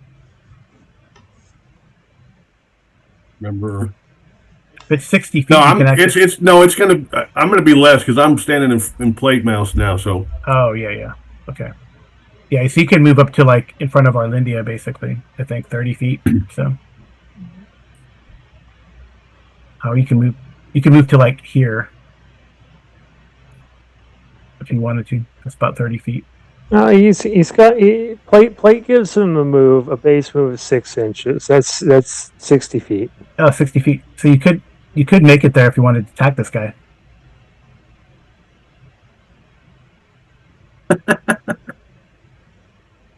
Be like, hello, I'm here.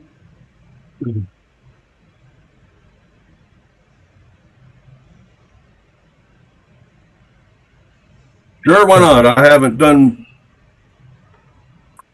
Yeah, you can run up there and charge him. And I mean, yeah. If he's charging, well, it's up to you if you want to charge him. Yeah, I don't know. I don't know if you're going to be using all those rules, Carl. But if he's charging, and he does get the attack bonus. Yeah. You do get. I mean, you have to make a. After you hit him, you do have to make a saving throw. But if you hit him, like actually, yeah. Since it'll be melee. Yeah. All right, that's a hit.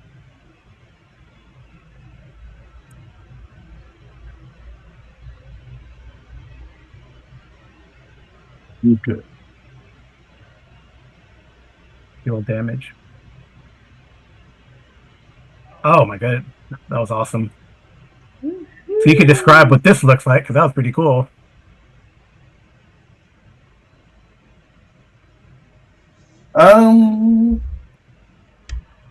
I don't know if that was the correct damage. I do 2d8, but not 2. I don't think it's 2d8. I think it's 2 to 8 damage. Oh. And I think that gave him 2d8. Yeah. So it's 2d4. Plus your strength. You have a strength bonus. I don't have the. Okay. I can just half it. That's fine. Okay, yeah, so I need to change that damage. Instead of 2d8, it's 2d4. Huh? Oh, I'm just changing the damage on my... Were you using the bastard sword one-handed or two-handed?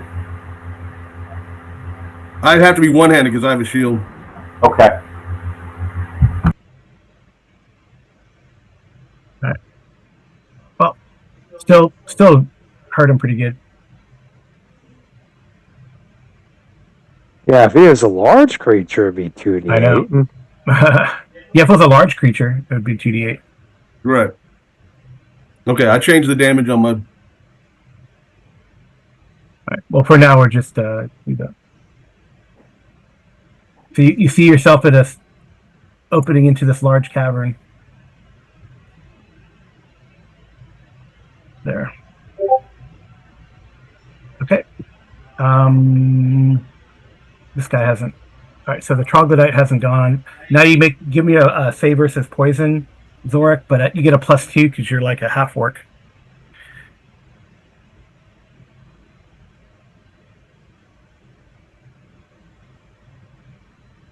Okay, I'm trying to look from the saves on this sheet.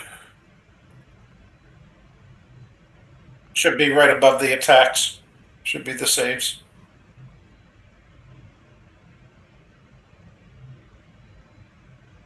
Okay. Versus poison? Yeah, but you get an extra +2. Or you can just roll it and we'll add the 2 after. You're Right, I'm trying to. Where's the.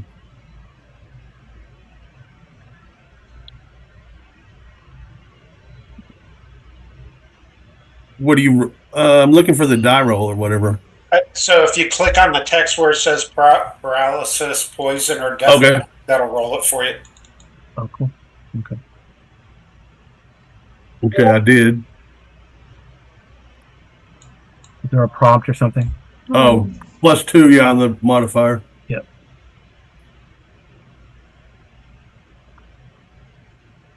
Aw.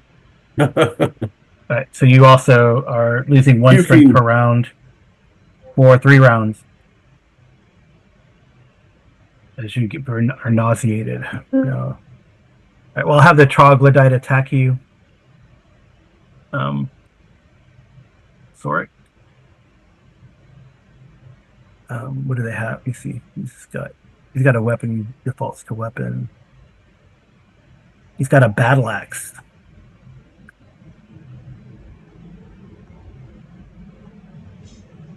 That's a miss for sure. All right, he swings and he misses you because you jacked him up pretty good. Swing venomous. Yep. Oh, actually, this guy's in here.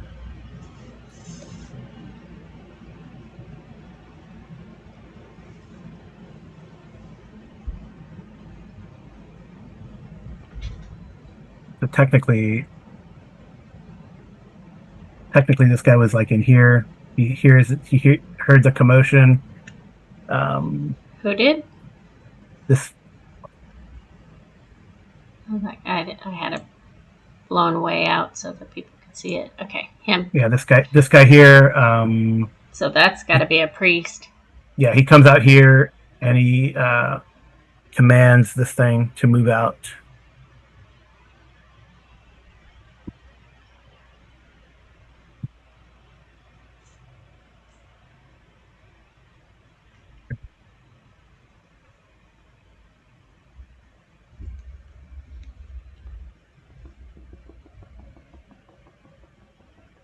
Not against our Zyke. No. It's not okay. I'll roll see if they're. We are having roast liver. If it obeys, yep, lizard. it jumps out. All right. So this one is a little larger than the ones from before.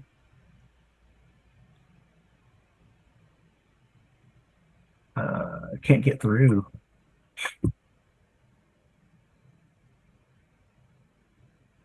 Arlindia is gonna command Bufo to stay in the dirt over here, away from that thing. Just Okay. I'm assuming that's a good I want idea. to see what that looks like. What, him getting out of the box? Or this big thing getting stuck in the wall?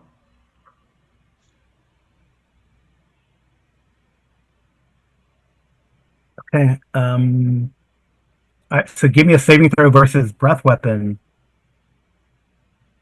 Zorik. Not very nice. He's picking on you. It's not nice. Not nice. But I got to roll for the troglodyte too. Any modifier on that one? No. If you have like a, I can think of, well, there's really you really don't get a dex for that. From reaction. No. Oh man, it was like a fart.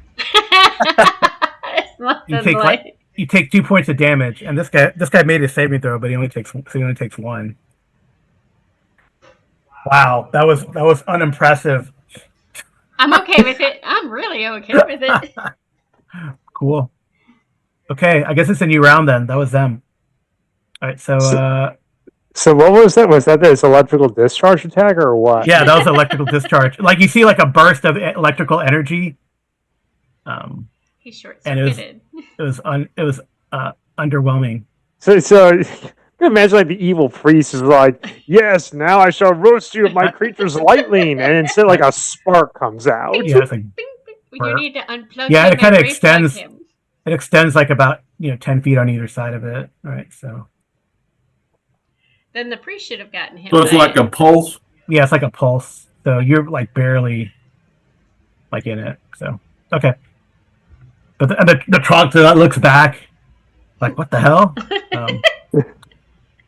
Okay. Anyway, so a new round. So I think Wolsey, you're up for rolling initiative, according to me. Yay. I got a 5 this time. Nope, not good for us. That's okay. 2. Okay. We got to let them think they're winning, right? Yeah, I think I don't know. The troglodyte's in a bad situation.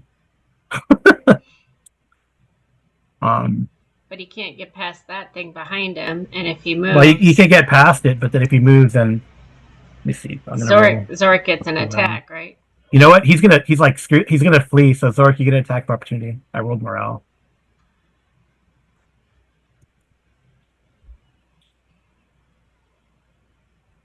So you get an attack of opportunity, J-Ro. Right. But since I'm nauseous, do I get? Oh, it's -1 to your strength. So Oh, okay.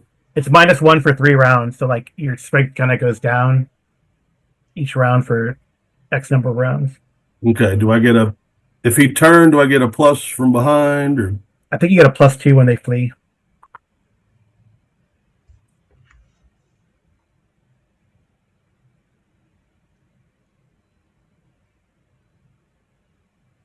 Oh, I chopped his head off. There we go. It's a crit. Yeah, good job. I think I should leave the bow alone and just swing with my sword. Yeah. Yeah. So roll damage twice, basically, and Does the extra get to go against the farting lizard? nope. No. So yeah, he's like he tries to flee, and you swing with your sword, and his head goes like flying. So it's kind of there. Right. Okay. I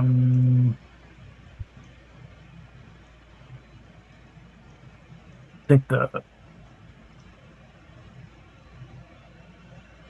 since that was underwhelming, the electric pulse, the creature is gonna jump forward to try to eat you.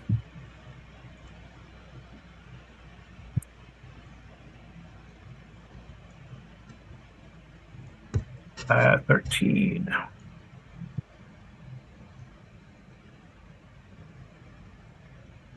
He could be like the fat dragon in the D&D movie. Kind of. Too big to get by. 13. I'll look at my.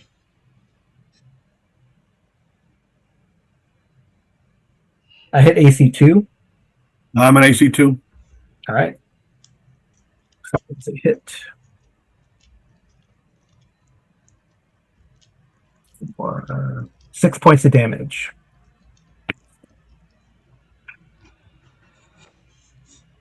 This guy here. That's yucky.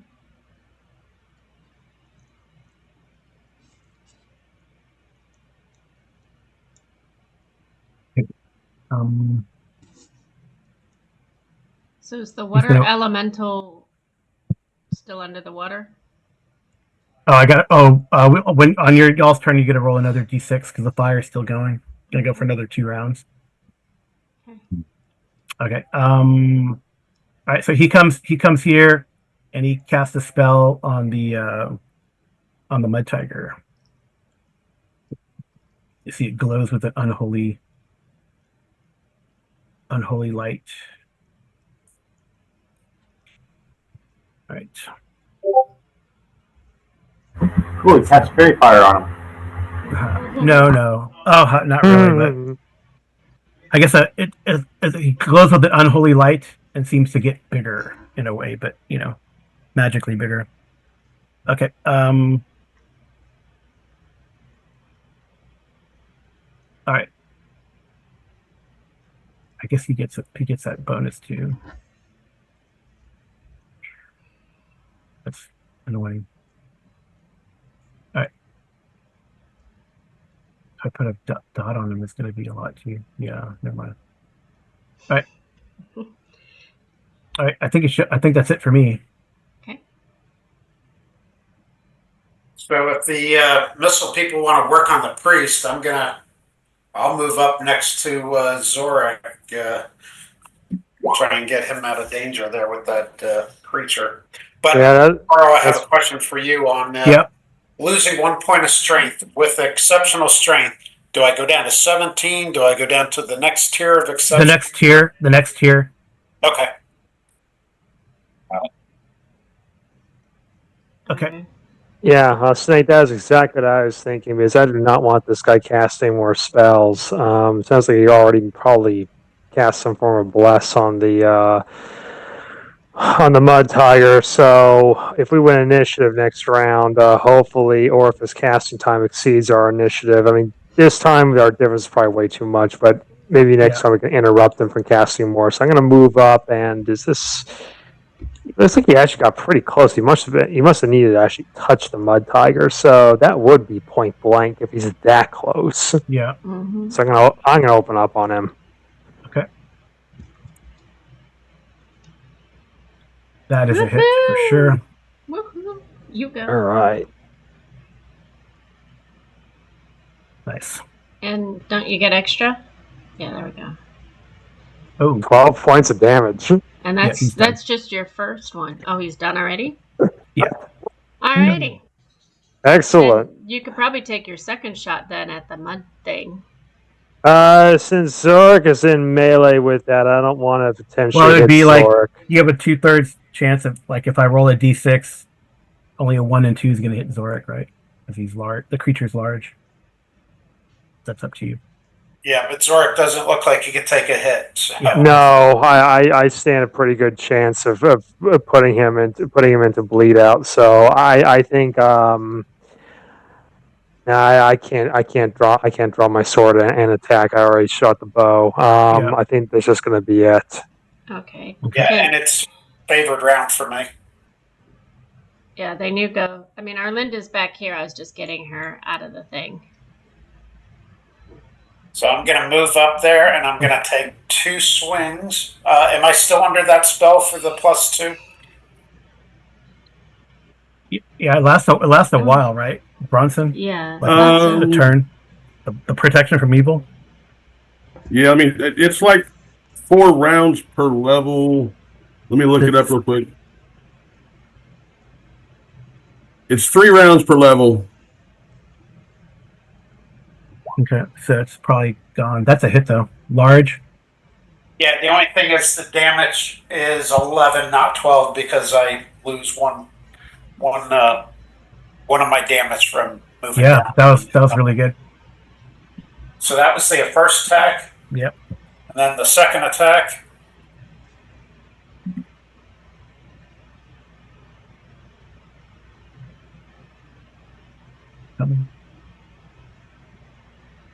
Oh, that's a hit too. Nice. 10 points of damage on that one. That's enough. Alrighty. Nice. Good job. Alright. Very good job. Then I will go collect my toad. Okay. Oh, roll a d6 for me, Amy, for this thing.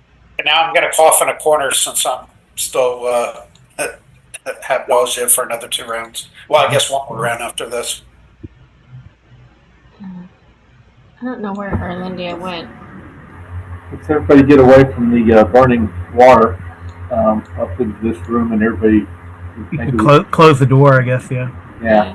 Maybe we can wait a little bit for people to get their Can you move? their nauseousness. Yeah, Carl, can you move my token? I don't know where it went. I went to. I'll move up. I got Bufo. Yeah, but mine's gone. Like Arlindia's gone. I don't know where she is. Yep. Maybe under somebody? Maybe in the fog of war. No, Let's I see moved here. I moved her back here to pick up Bufo, and now I don't know where my token is. Am I underneath? Well, I'll just that? grab it from Oh, here we go. She was under the goblin. under the goblin. There we Yeah. go. She's over here. Okay. I'll throw these in the pool. I'll put this away. And get Bufo's nameplate off. All right. So yeah, as you kind of look back, you see the thing starts to form again. But it's definitely taken some damage from that fire. I want to search the body on this cleric, that's for sure. Yeah. And the troglodyte too, right? So Yeah, I think the we two have troglodytes. time to Um, search the room a little bit. But Arlindia, was this an entrance to something else? I know this one is. She just Yeah, so that goes. Yeah, so you kind of look through there. Well, she just wants to make sure she's protecting That's us a dead end. from anyone coming in. So she's actually facing the other way. Yeah, that's fine. I'll kind of show you what's behind there. Yeah. Right.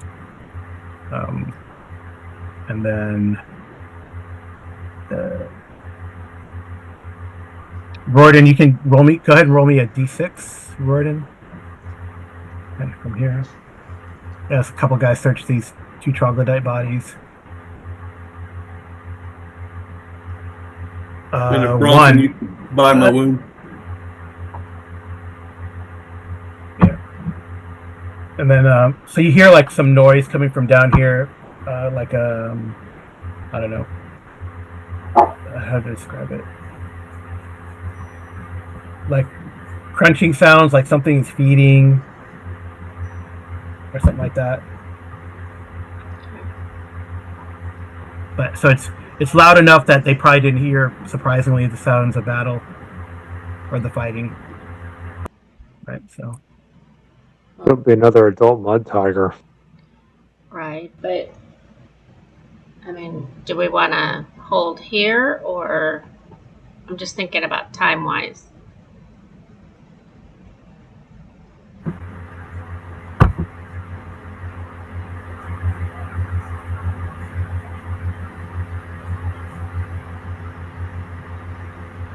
Or it could be zombies. Could be. We're told they're undead here. Although, if they're over by the garbage chutes, it doesn't quite line up to where we are, I don't think.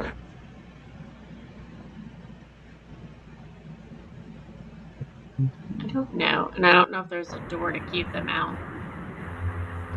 Was You see like a, yeah, see Royden, you also see like in here is the like the cleric's lair and stuff. Or the cleric's little place. Cleric stuff. Oh yeah, that's what I'm talking about. Yeah. If we've got a reprieve, then we should probably just search that now. Mm-hmm. Yeah. Okay. Well, let's just do some sort of like order.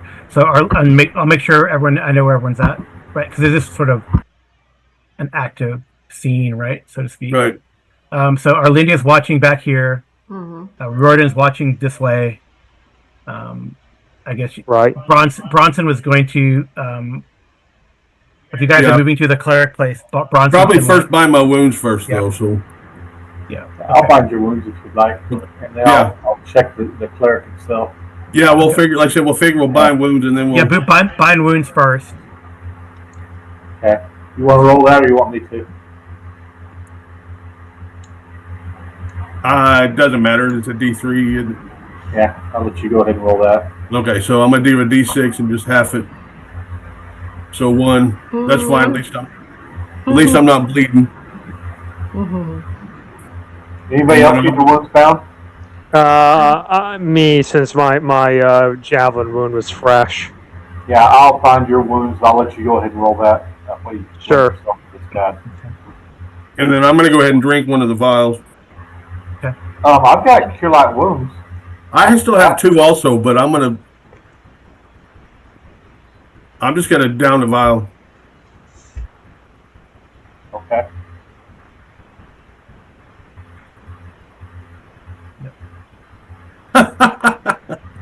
Wasn't that good? Those vials must be old. Yeah, past their expiration date. Look where we found them, Yeah. Only the best for the cave dwellers, Yeah. All right. So Okay, and then now we'll move to the cleric room, I guess. okay, and I guess let's see.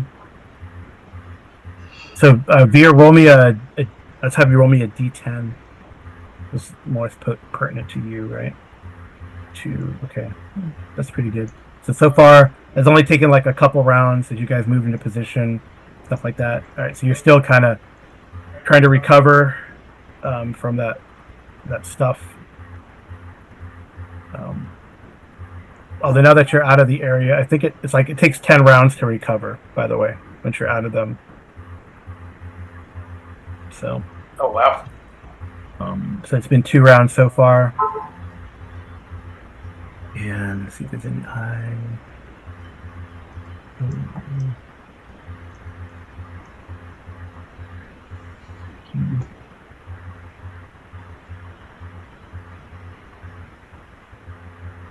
So it would have gone down the full 3 times, and now it's 2 of 10 rounds towards recovery. Right. Got it. Yeah, once you're out of their area and they're now dead, right? So that. All right. So on those dudes. Oh wow, that's cool.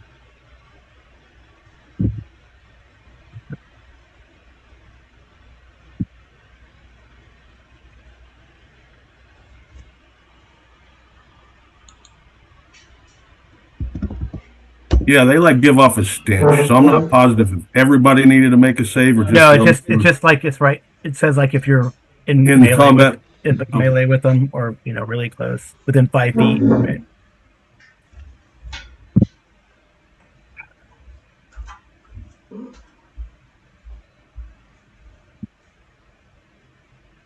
Last one.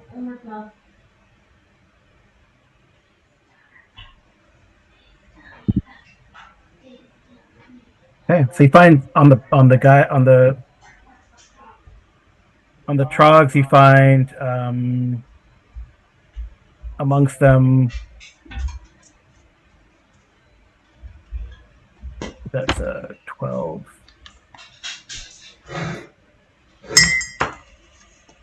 gold pieces.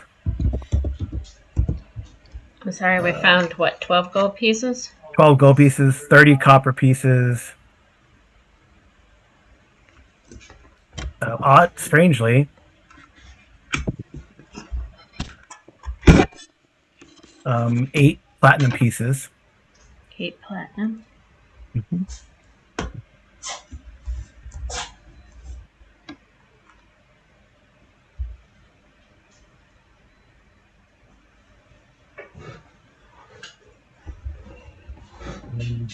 No gems or jewelry.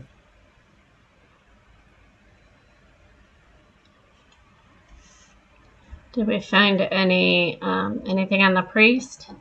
Yeah, I'll get to the priest in a second. Oh, okay. Sorry, I had to step away. So.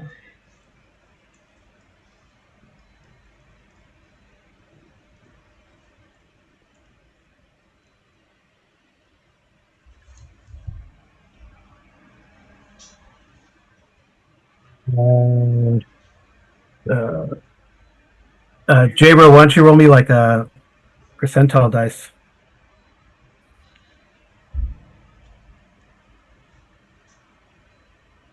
Hmm, 66. That's cute. The guy that you killed, he had a very nice looking javelin. Ah. But he never got to use it because you're in his face, so click.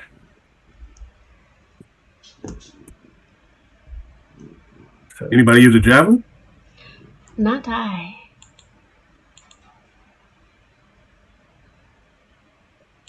At least I don't think I can. Maybe I should put it that way. I don't know, but I'm thinking no. I think she's like a. I don't think you Could, but unless you transfer as a fighter. Well, I am a fighter, and I only have the 3 proficiencies, and don't the fighters have 4? Yeah. Or did you specialize? No, that's one thing I didn't do was specialize. That's what everybody else specialized. I hadn't. I mean, she's a magic user fighter, but I don't think that's one Yeah, of the but ones that no, you she specialized. does. No, yeah, you just did a bow and sword. Yeah. Yeah, bow specialization and sword because bow takes 3 specializations. So was that the cleric that had that javelin, or No, the troglodyte. second troglodyte, the one that Zorik charged. okay? And let's see, where are we? Now we're looking at the cleric stuff. Okay.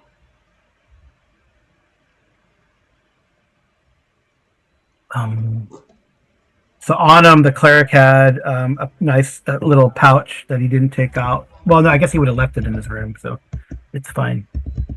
Oh, so So- nothing on there. His mace is kind of nice looking. He had a mace, but he never got to use it. But he was wearing like hide, kind of like hide armor. Maybe it's mud tiger hide or something. It looks like that. I don't use a mace, Bronson. Yep. So under the bed, Mhm. under his bed here, you find a chest. The chest has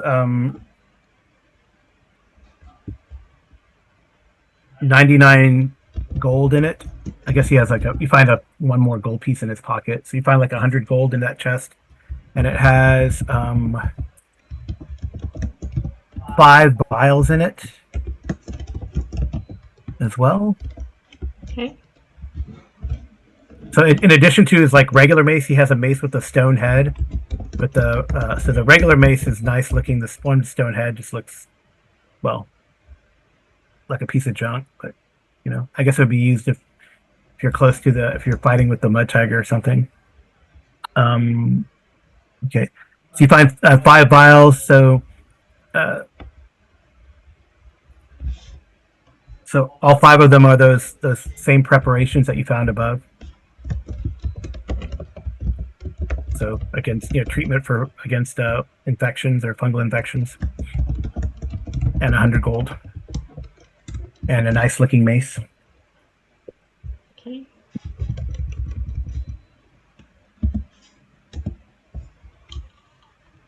Anything else? So Bronson, you can roll me a d6.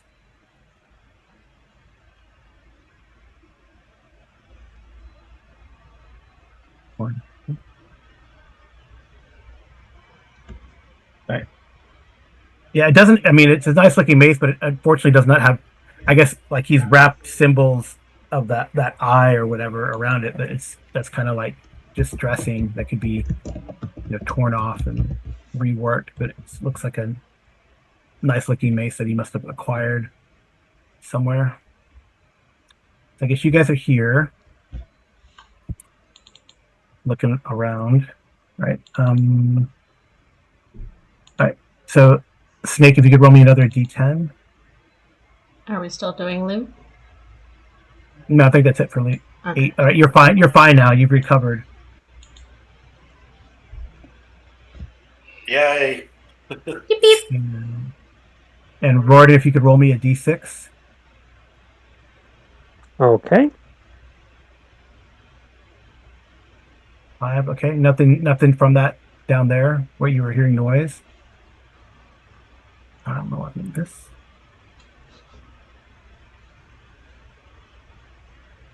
Still got it. Okay.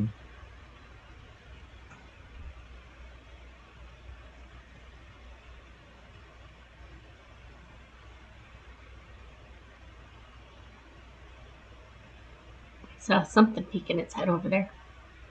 Maybe you did. Maybe you didn't. Well, Arlindia has eyes in the back of her head. Right. So Arlindia and Veer, if you guys, and I guess Gordon, you guys could roll me a d6. 2.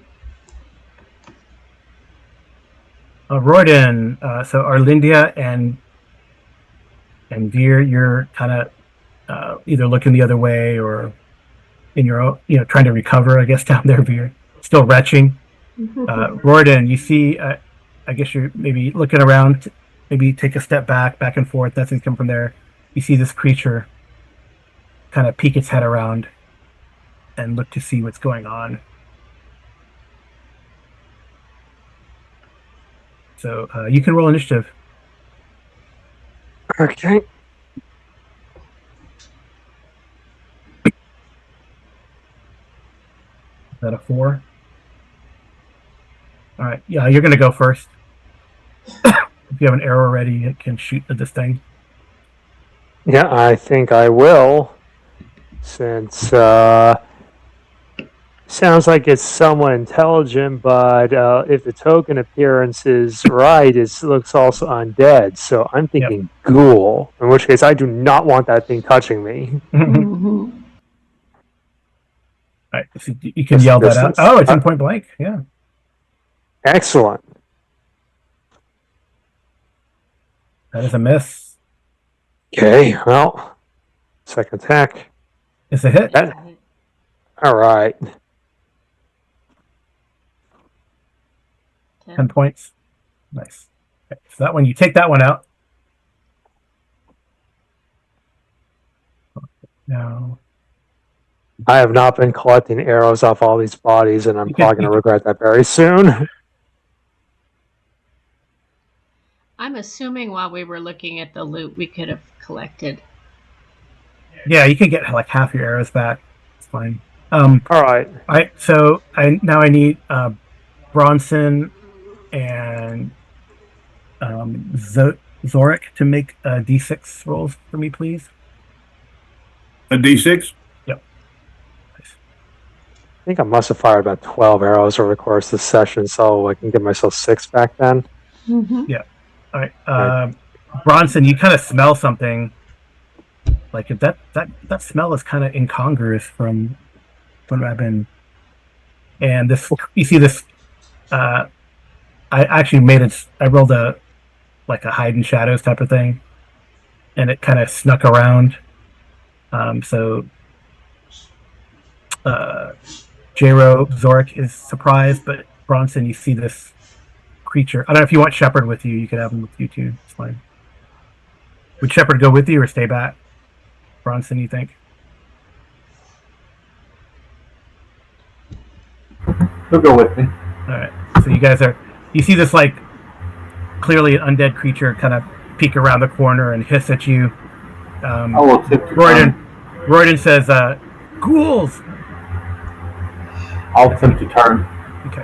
All right. I guess you got to roll initiative. You should roll initiative first, though.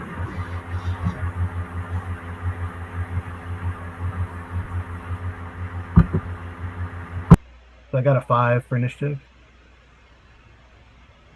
Who's rolling? Probably, I think you. It's the most pertinent to you. Okay.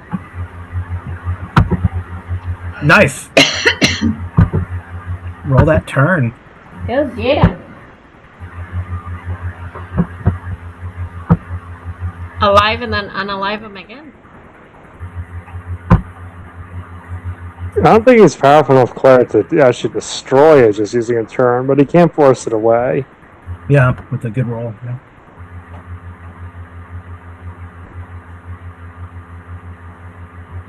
All right. I'll see turn on.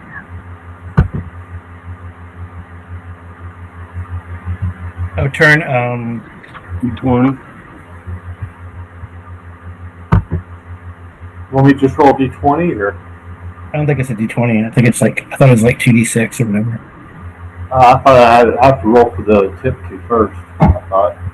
You roll a d20 and then you rolled it. Yeah. Like Yeah, you roll a D20 D20 and then determine how many. Yeah.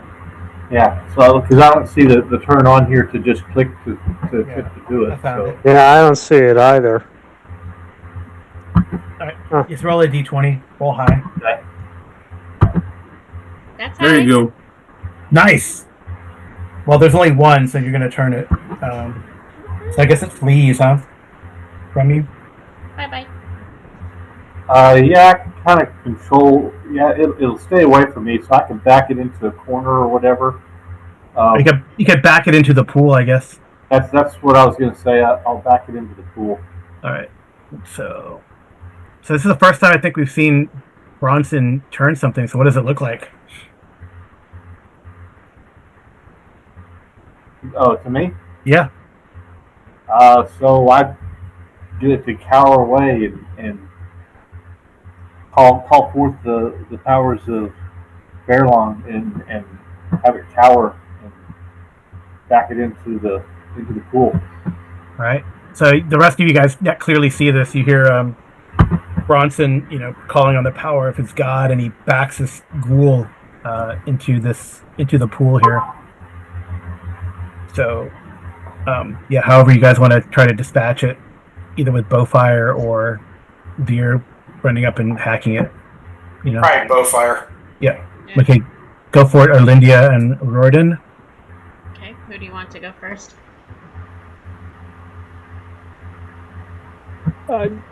Your pleasure if you'd like to take the shot. Doesn't matter. I can take one. You can take one. Doesn't matter. Yeah. We'll see. Let's go. It's actually Sure. the pleasure of roll 20. And I'm assuming he's point blank. Yeah, they're both point blank. All right, that's one hit. Woohoo! Nice. I'm assuming. No problem. Oh, wow. Is he gone now? Maximum damage. I know. I'm like, yeah, see? Roden Ghoul Slayer. All right. You just didn't want me to have to leave my post for too long. Okay. That's how. Now it's pretty quiet, I think. Yeah, still pretty quiet. Well, I mean, we either have to explore this way or explore this way. Yeah.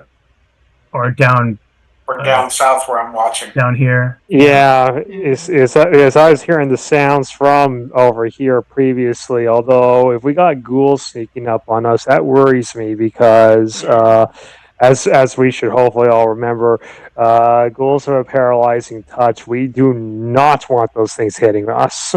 Not at all. So it's up to you guys. We'll go with whichever, but my thought process would be it's mighty quiet this way. So, but we saw it come from over here, so maybe go this way. Yeah, that's what I'm thinking. As far as I know, it's been pretty quiet down my end.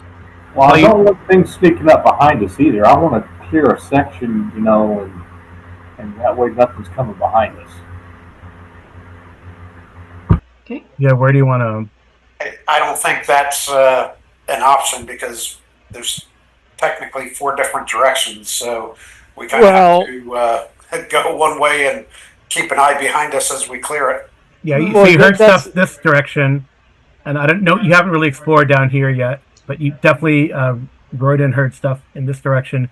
But he turns back there, and so far nothing has like stopped or reacted. Whatever is going on in there is still going on in there without pause. I mean, it was pretty quick, right? It just Bronson turning, the ghouls hissing, and then 2 quick shots, right? So. Do you want Arlindia to run down this hall and see if she sees anything?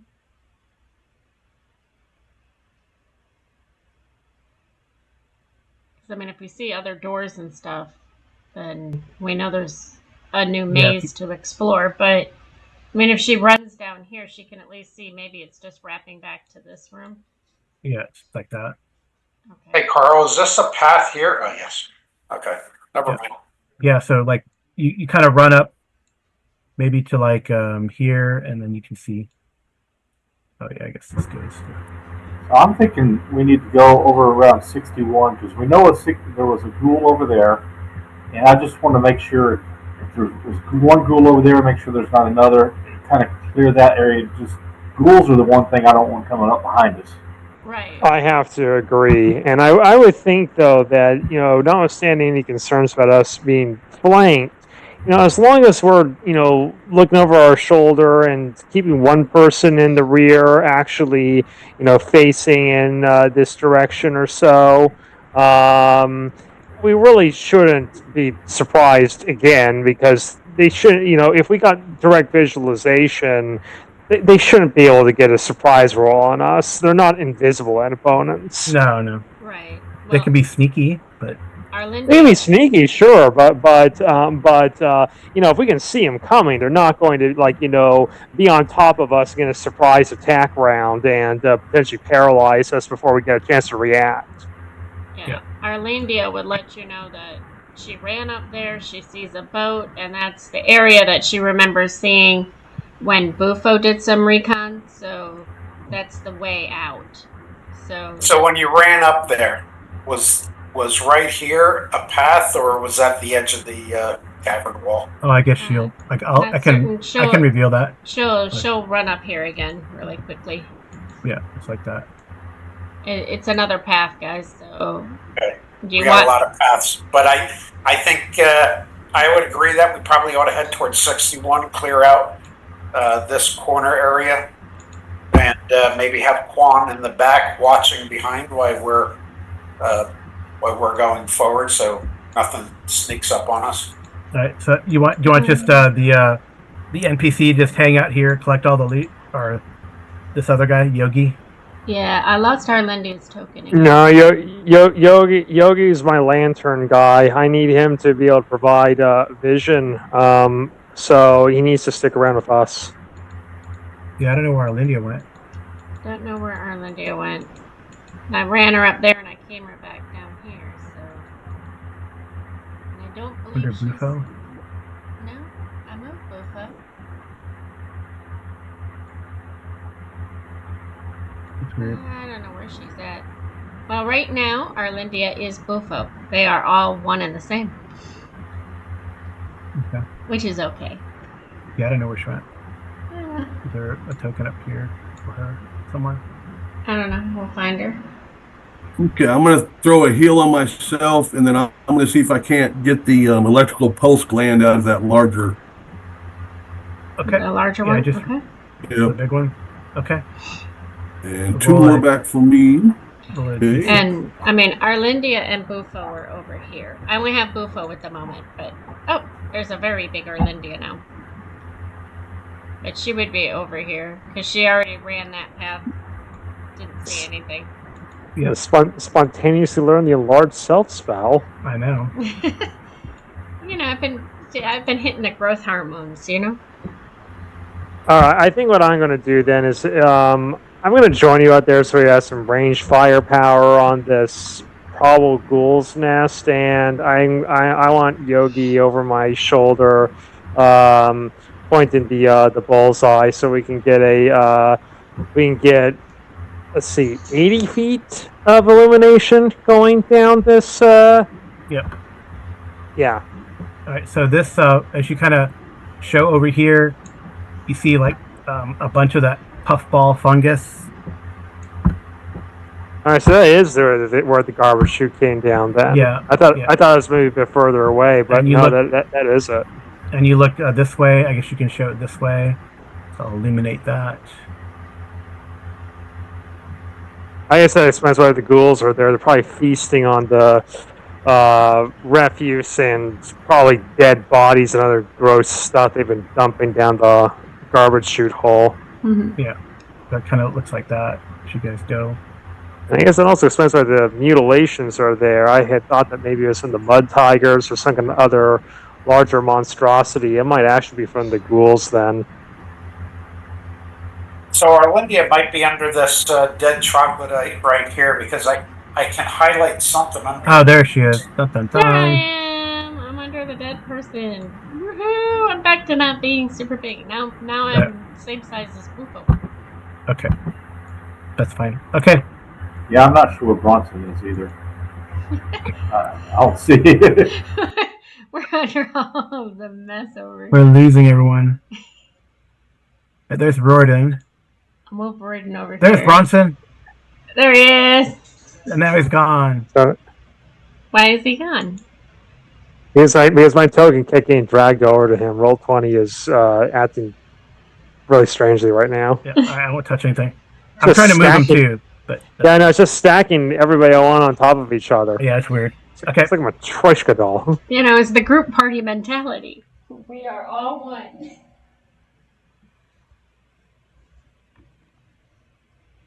Kind of like some kind of gymnastics pyramid over here. Everybody just getting one on top of another. All right, so I'll just do this real quick as you explore. You don't have to move yourselves, but you explore this area here, and it's kind of like a charnel 62. It's kind of like a charnel pit, really. So a thin layer of cracking debris and splotches of gray powder cover the smooth stone walls. Many niches are carved in the walls, about 4 tiers high. Each niche is 5 to 6 feet long and perhaps half that wide and deep. They're littered with shards of debris, but the remains are mixed with scraps of bouldering cloth instead of gray powder. So it looks like some sort of ancient tribe must have used this cavern as a burial place. There's like a lot of bats, but there's a lot of dead bats, a lot of guano as well. So there's debris on the floor as a mixture of bat bones, insect exoskeletons, and human teeth. Oh, The gray powder is actually decomposed bat guano. Oh, So gross. it looks like the ghouls kind of layered in here, but they're gone now. So as you explore there, there's really nothing. The slavers must have like taken everything out of here, right? Already from the niches, if there's anything. There's like a passageway that goes up this way, Hmm. and then a passageway that goes this way from there. So I don't know where you guys want to go. Well, if I this get the feeling. is wrapping down, isn't this kind of all connected then? Maybe we should check that out. Isn't that where you?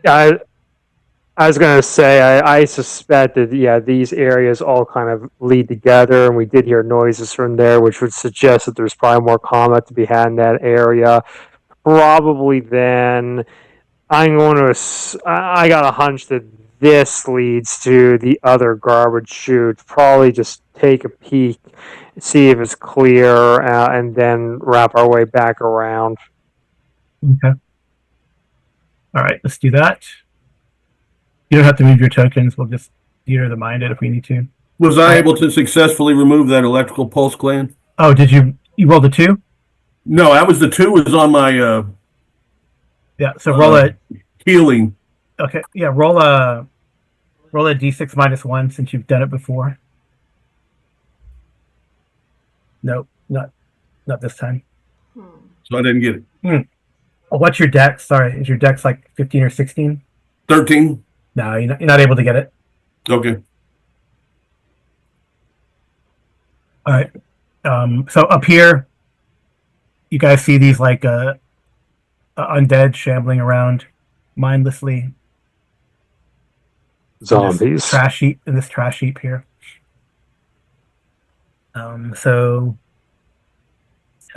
So I don't know if you want to try to turn them first, Bronson, and then deal with them, or what you guys want to do. Yeah, I'll attempt to do that. They don't show the cunning intelligence of ghouls. These are just the zombies. Is that your roll? 8? Yeah, that was my roll. I'm not sure if that's going to get it. No, or not. that's not Probably enough. Not. No. But No. Reardon, do you want to give that a shot? Yes. Or, So Reardon and Arlindia, before we roll initiative, they can take one shot. That was my turn. Oh, Lone was sorry. Yeah, Lone was going to turn. Yeah. But That is successful. but Carl, you want me to take a shot, but what am I shooting at? These zombies up here. But am I up there? Yeah, everyone's up there. I guess you want. I don't want to move the tokens because it's been an issue. Oh, I think Zurich got it though. I think he turned them. Zorik turned them. Okay. Zorik, so how many? You got to roll to how many now? I think you roll 2d6. I think. I think it's 2d6. Is it 2d6 or just 1d12? 1d12. Nice. All right, so they're all like backed in the corner, so you guys can pick them off. Okay. So that, yeah. So I guess Arlindia and Royden can have at it first, and then if not, then Veer can wade in and Okay. And I can Right, is I that- can get in close range. Yeah, you can get a point blank. All You right, guys can stand right here and let's do it then. hit. Woohoo! Okay, that one's gone. Yay! Next.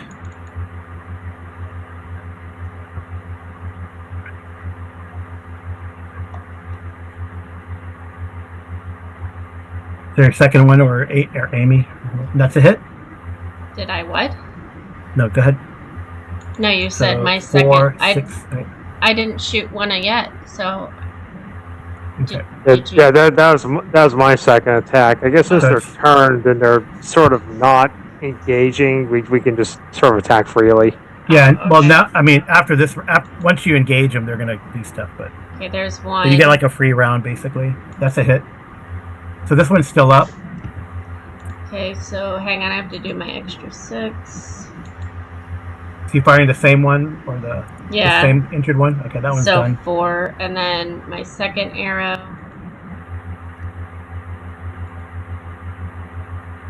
That's a hit. I would hope so.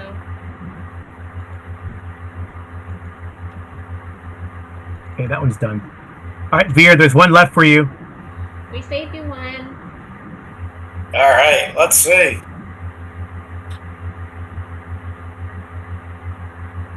Nope. Oh, yeah, well, I can't hit him now. All right, so might as well roll initiative since you're in there. You're there. Zombies I always have lose. a AC of 8. Say that again. Not unless they had an AC of 8. Oh, is that an AC of 8? Oh, that's a hit. AC 8. That's right. I forget you're a hoss about So that. that would have been 13 points of damage. That one's destroyed. Good job, guys. All right, and since you're there in the muck, Veer, you kind of almost trip over something, and you still like slice the things in half. You find this a steeply shaped pyramid of blackened, greased iron, adorned with discs of black onyx and tarnished copper that resemble staring eyes. Does it It look, kind of does what's your alignment? Chaotic good. Yeah, you don't like the look of it or the feel of it. does it look, Carl, does it look like the one that we saw up top that we already destroyed? Is it another? It looks exactly like that, more or less, but a smaller version. Did you say it's Yeah. metal or? Yeah, it is a steeply sloped pyramid of blackened, greased iron with onyx and tarnished copper that resembles a staring eye. So actually, yeah, it's a pyramid with an eye. Yeah, more edifices to evil. Yeah. So I think I want to borrow Quan's Morning Star and smash it. Okay, that's cool.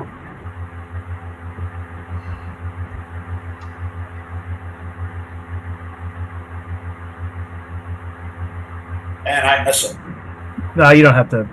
I mean, you do it. which is good because that was a 1. I mean, you don't need to. I mean, actually, if you wanted to, you just roll your Ben Bar's lift or your open doors thing, right? Just destroy it. Oh, open doors or Ben Bars? Which one? Probably open doors. It's not, yeah, you destroy it.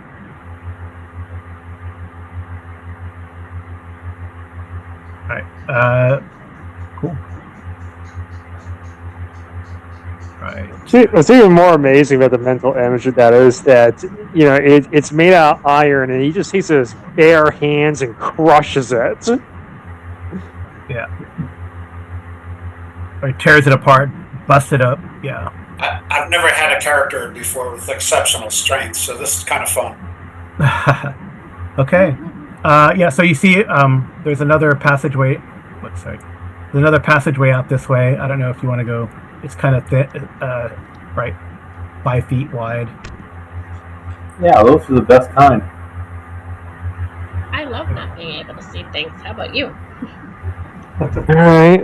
I'll move 5 one of feet you as I wide. can We move. will have to go single file. Yeah, I'll move like the yogi token up here. I know you guys are all there. So who's in the front? Probably Veer, maybe. Yeah, I'd be in the front. Okay. All right. Yeah. So I should probably go up next then, because I got the magic sword as well as probably one of the lower armor classes of the group. Okay. So then Royden. And then Arlindia, probably. In the back? Oh, I don't know. Well, Quan's going to bring up the rear. Quan will bring up the rear because he's watching y'all's back, right? Yeah. And Bufo would be in his box. Yeah. Let me see. I got to do this. So where do you want me to put her? Or are you going to put everybody? You guys, if you guys want to feel comfortable moving yourselves, if not, just Well, who's after?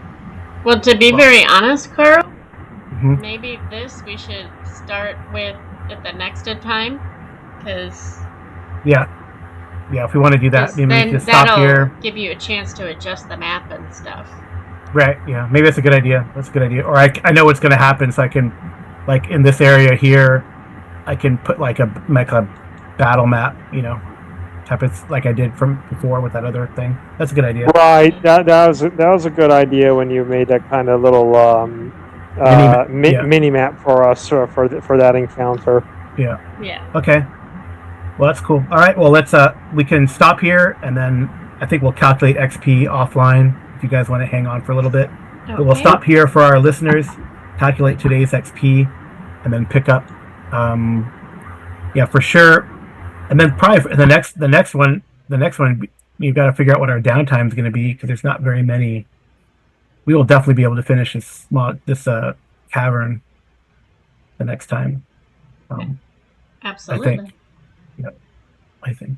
Oh, I need one more D6 though for Amy. Amy, if you could roll another D6 as the fire dissipates down here. The D6. Yep. Got it. 2. Okay. All right. At least this thing is diminished if you have to encounter it again. Well, he might go away. Okay. You never know. All right. Well, cool. Well, thanks all our listeners for listening. Thank you for running. And the rest of you guys want to hold on, we can calculate XP. Okay, yeah, we'll hold them. Okay. Sounds good. And for our listeners, good night and good rolling. Night.